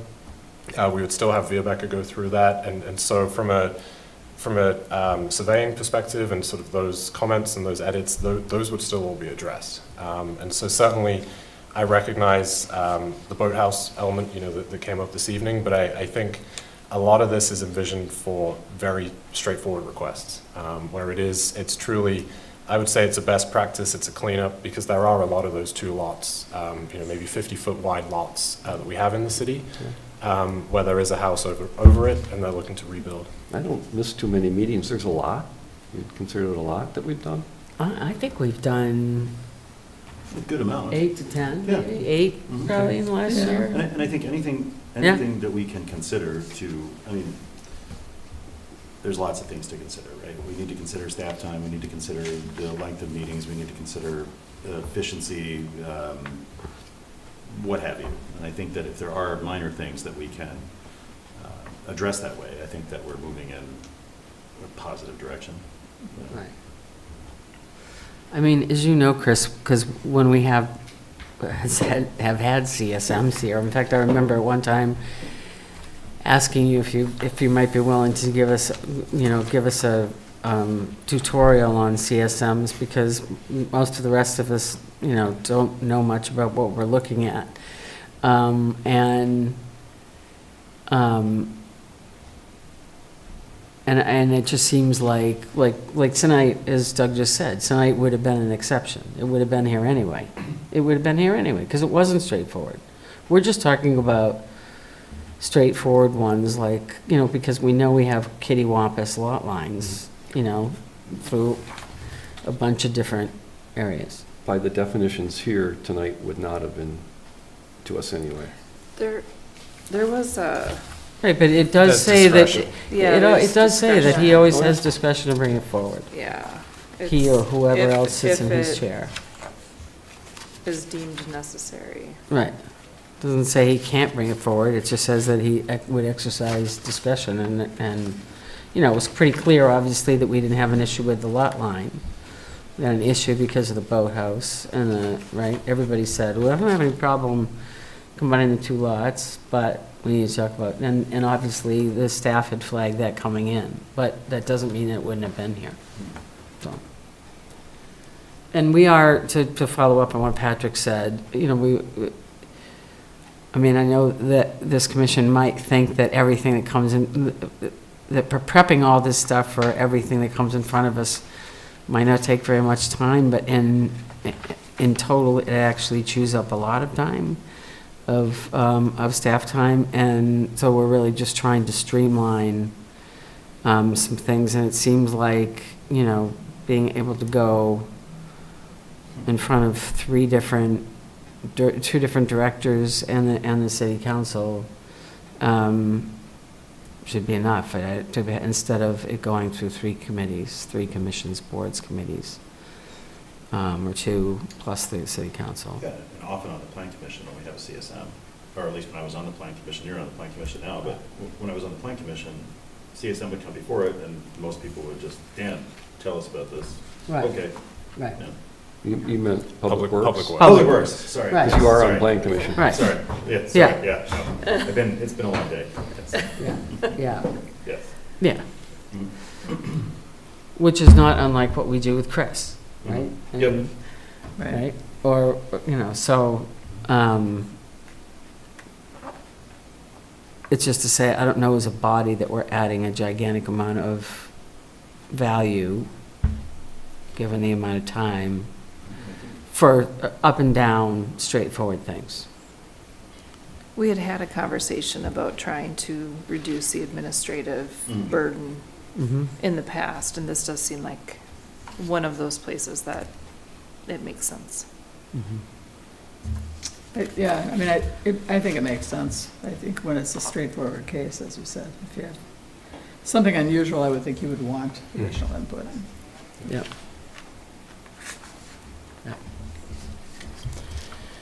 Okay, any other feedback? If not, I'd be happy to entertain consideration of action. Motion to approve and recommend. Do I have a second? Second. I have a second from Susan. Dramatic. Any other discussion? All those in favor say aye. Aye.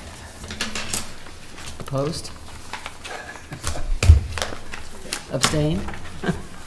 Yeah, I'll abstain. I'm torn on this one. Okay. I really am. Okay.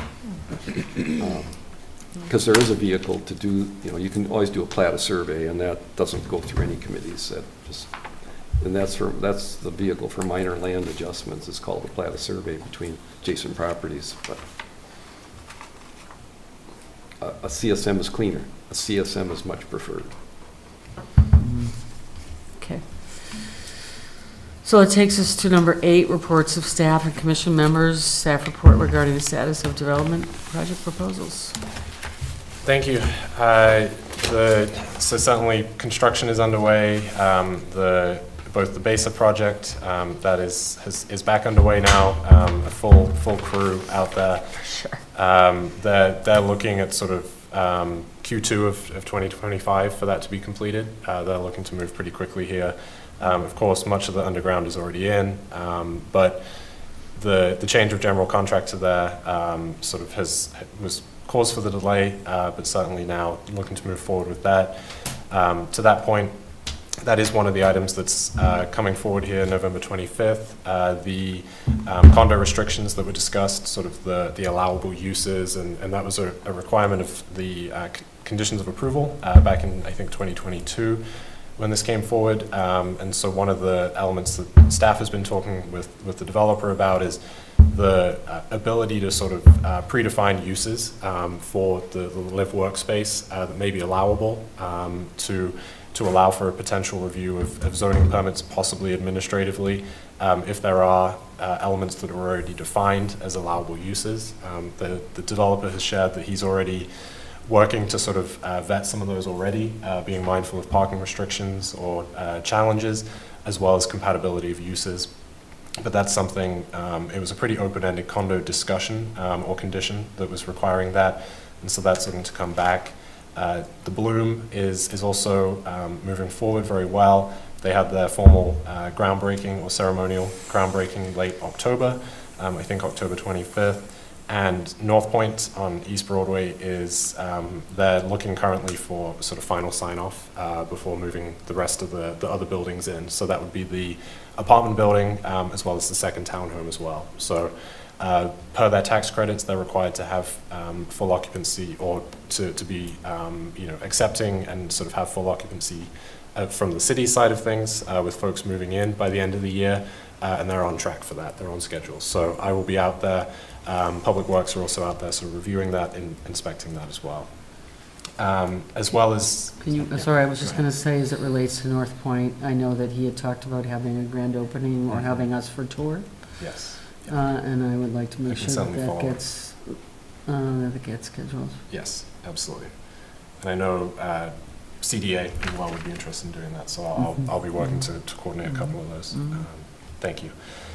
As way of upcoming Plan Commission items, we are expecting both the November 25th and December 9th meetings to have pretty healthy agendas continuing. Certainly it will be canceling that second meeting in December, but those two, please keep on your calendars. We have a pre-hearing for a GDP PIP coming forward over at River Place. This would be the first building, sort of the master plan, but also the PIP for the first building. And so that would be the westernmost building where the dental offices were, closest to the new pediatric dental, the former Rutabaga, that sort of space there. So the northwestern building of River Place. GDP or the PIP? Both would be coming forward. Both at the same time? Yes. Okay. It would be a residential proposal that would be coming forward. With no commercial? That's correct. Yeah. And that's certainly been a discussion that the applicant is aware of. We've spoken about that at sort of a ground floor level and the opportunity for those elements. They are, and I will certainly let them share more of that, but they are looking, it's two buildings that would be part of the GDP PIP.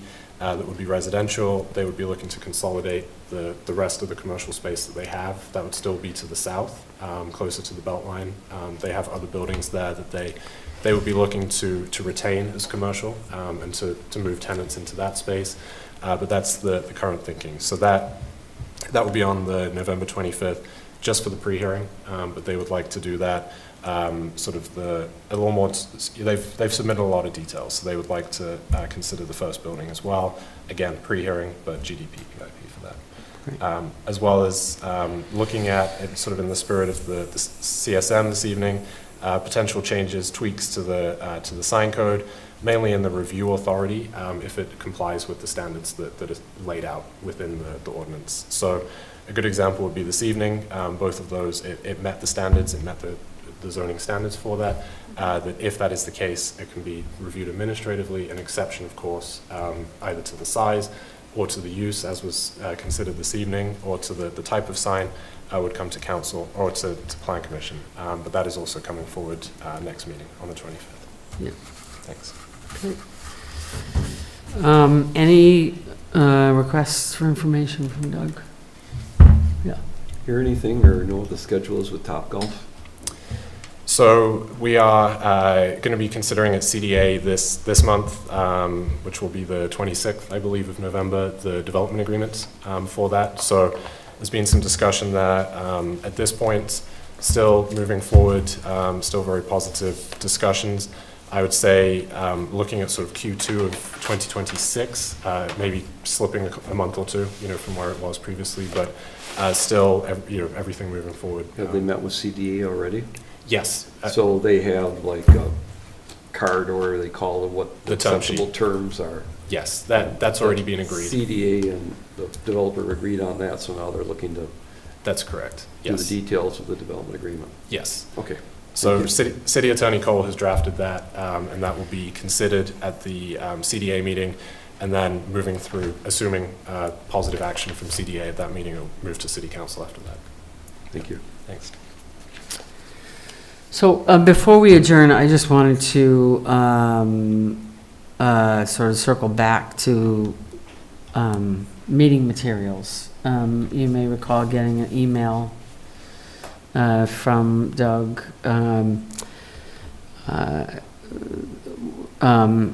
with a new directive that was developed by the city and the city administrators, indicating that we would, that we would be getting materials virtually from now on. And post that email, we had some discussions around a compromise, if you will, that would work for this commission, because we talked about the fact that our work is very different than a lot of the other boards, committees, commissions.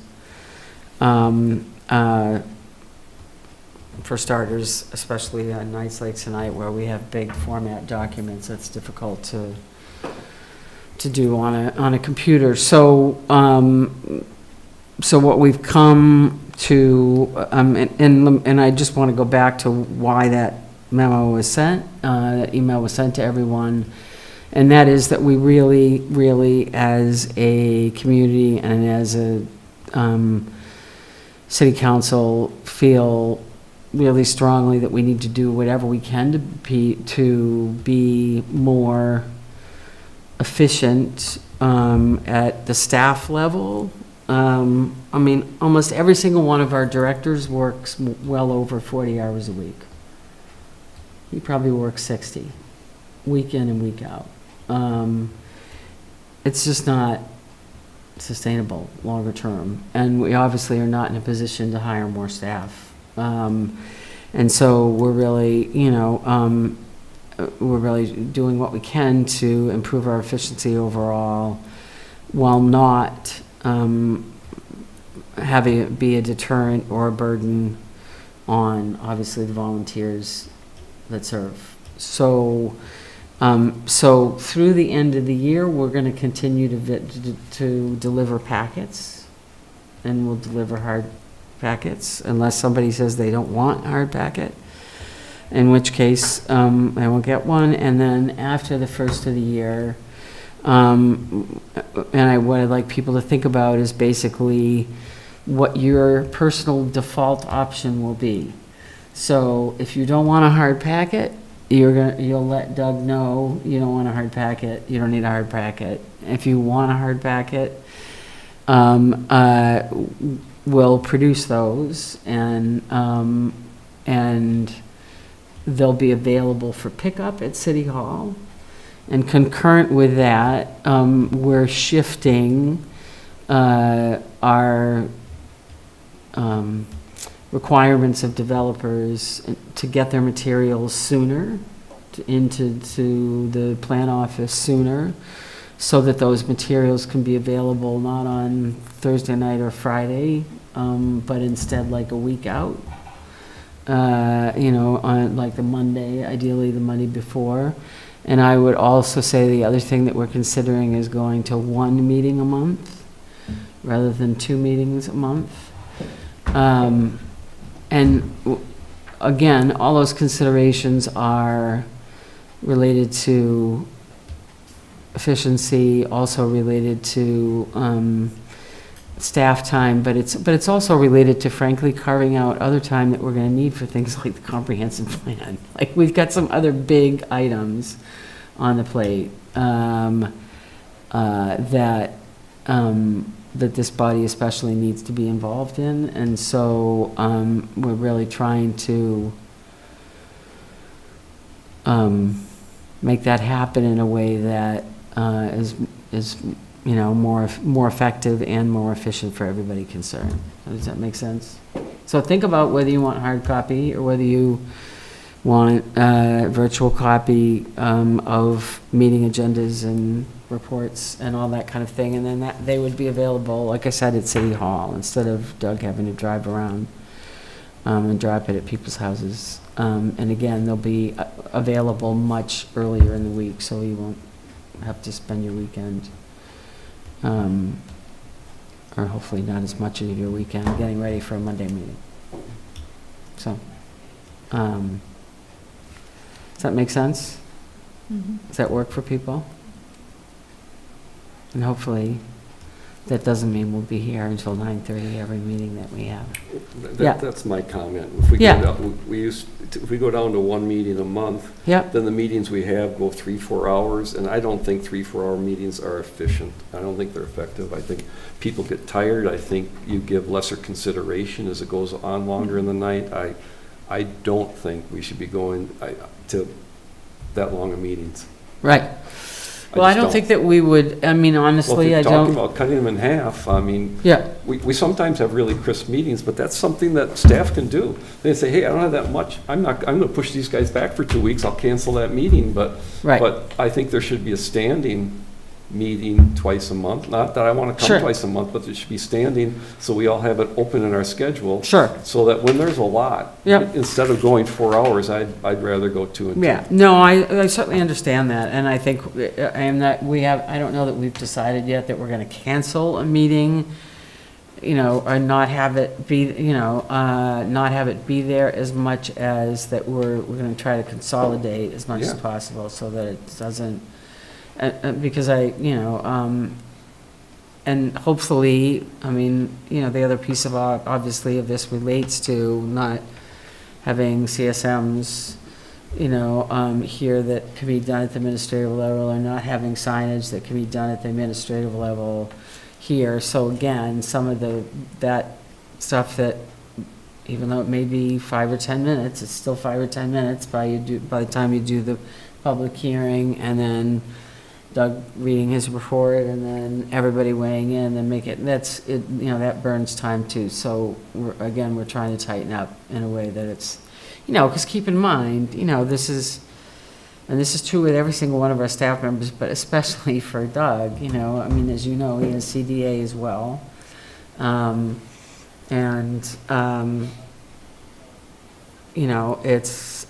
It's just too many nights, too many hours. And there's just no, I agree. there's just no way to avoid it. And, we're just not in a position to hire another staff person. We have to be cognizant of our staff. Yeah. And what they do. Yeah. And how much time that they spend on this. Yeah. I'm going to add to that, for this meeting tonight, I don't know how much time anybody else spent, but I spent a good 4 hours on my packet. Yeah. So I spent a good share of my Sunday working on packets. When you load it up on a meeting, you also load me up during the week, and I don't have time during the week anyhow to look Right. at it. I have to do it on the weekend. Right. So to have 4-hour meetings is tough. Right. Because there's also that 4 hours of prep time, plus all the sites to visit now. We got twice as many, so site Right. visits take longer. And for us volunteers, you're starting to expect a lot. Right.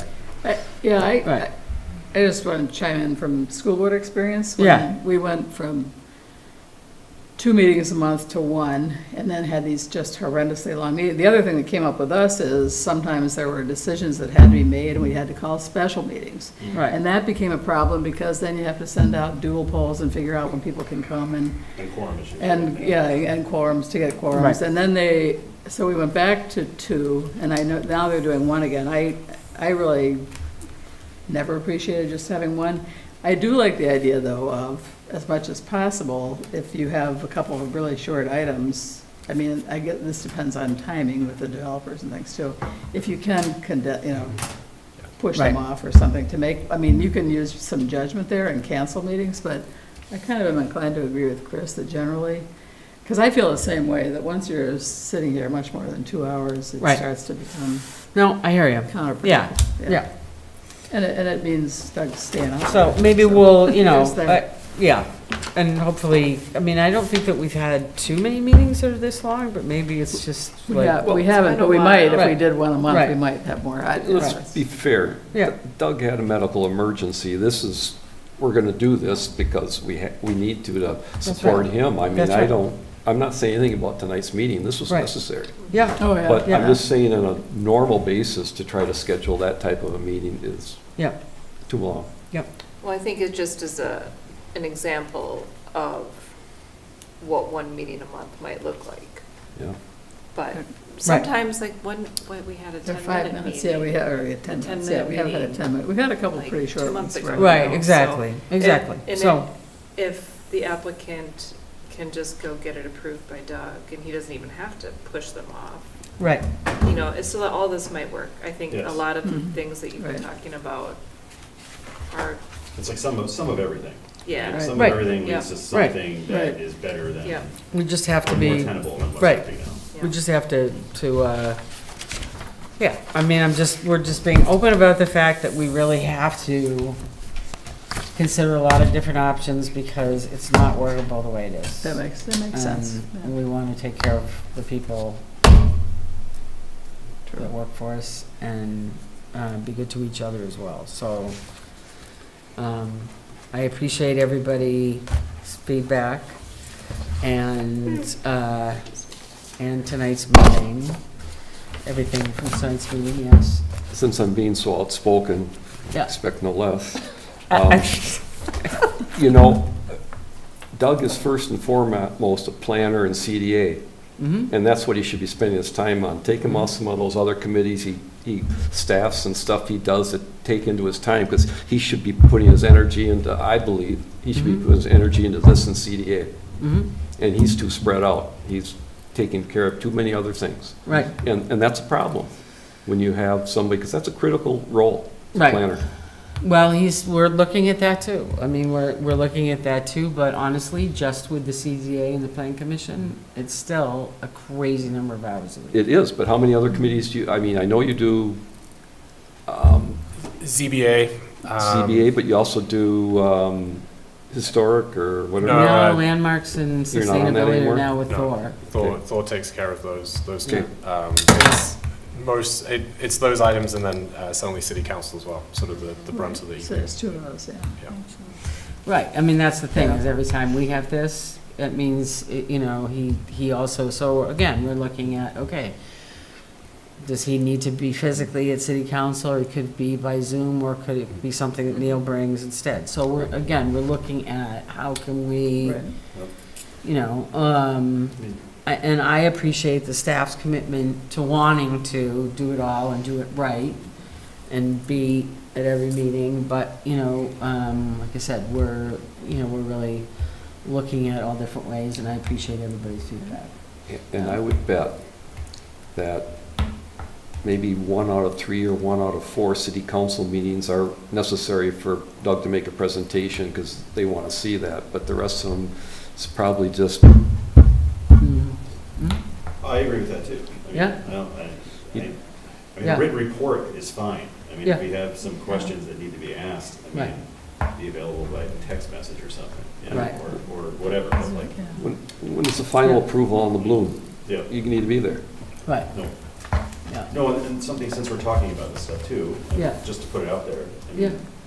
You know, sometimes, to me, I feel that we could probably have people come before the committee less than some of the times that they do. Like the balloon, for instance, obviously that was unusual, but how many times they've come before plan? Or some of the other things, like in Madison, it's very rare that somebody goes before plan more than twice. But they caused all that. I mean, Yeah. for us, Yeah. basically, a super large project like that, we typically probably see them Well, I'm a few just wondering if times. there's like something in there that we could do to like discourage that. Right, well, we are, because we, obviously, after that, as well as I think there were a few, well, Chris was another one with Besa. Besa, they You just know, got to, they I got came- some more they came- ideas he on came our for a mind. million different pre-hearings too, and so Doug and I talked about the fact that, Right. people don't get a half a dozen pre-hearings. Yeah, Like, they, that's they what get, I mean, like, right, exactly. Can figure out Right, like how to. so, I like the pre-hearing, it's something that we actually instituted more, I think, when Brian Gatto was here as city administrator, because it was a way to, again, it saves the developer money, it saves us time to get a initial, is this gonna fly, do you think this will fly, it won't it, kind of at a broad brush.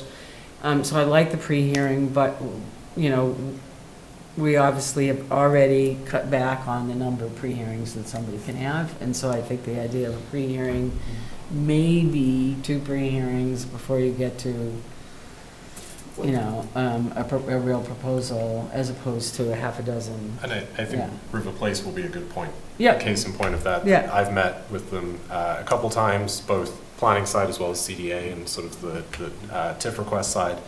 And those comments have already been relayed about commercial, and they have come pretty far along in terms of the plans that they're submitting. And so that'll be and I always say that's at their risk. If they want to bring us concepts, that's one, if they want to go out and go to floor plans in full detail, that's at their own risk, but there's always the chance the commission says this isn't our vision, or this is different than what we were thinking. So that's sort of the challenge there, but absolutely, I've learned from those. I think the 2 that have been mentioned were particularly frequent visitors.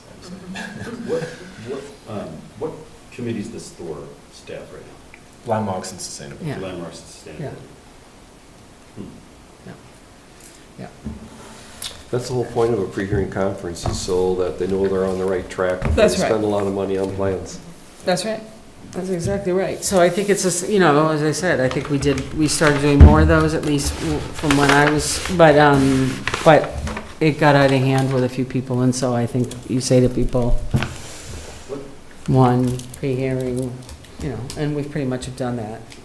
Probably getting outside of our scope, but if like sustainability became an agenda item on all the standing committees, and we didn't have a specific committee for it, and Thor didn't have to staff that, could he do this sometimes?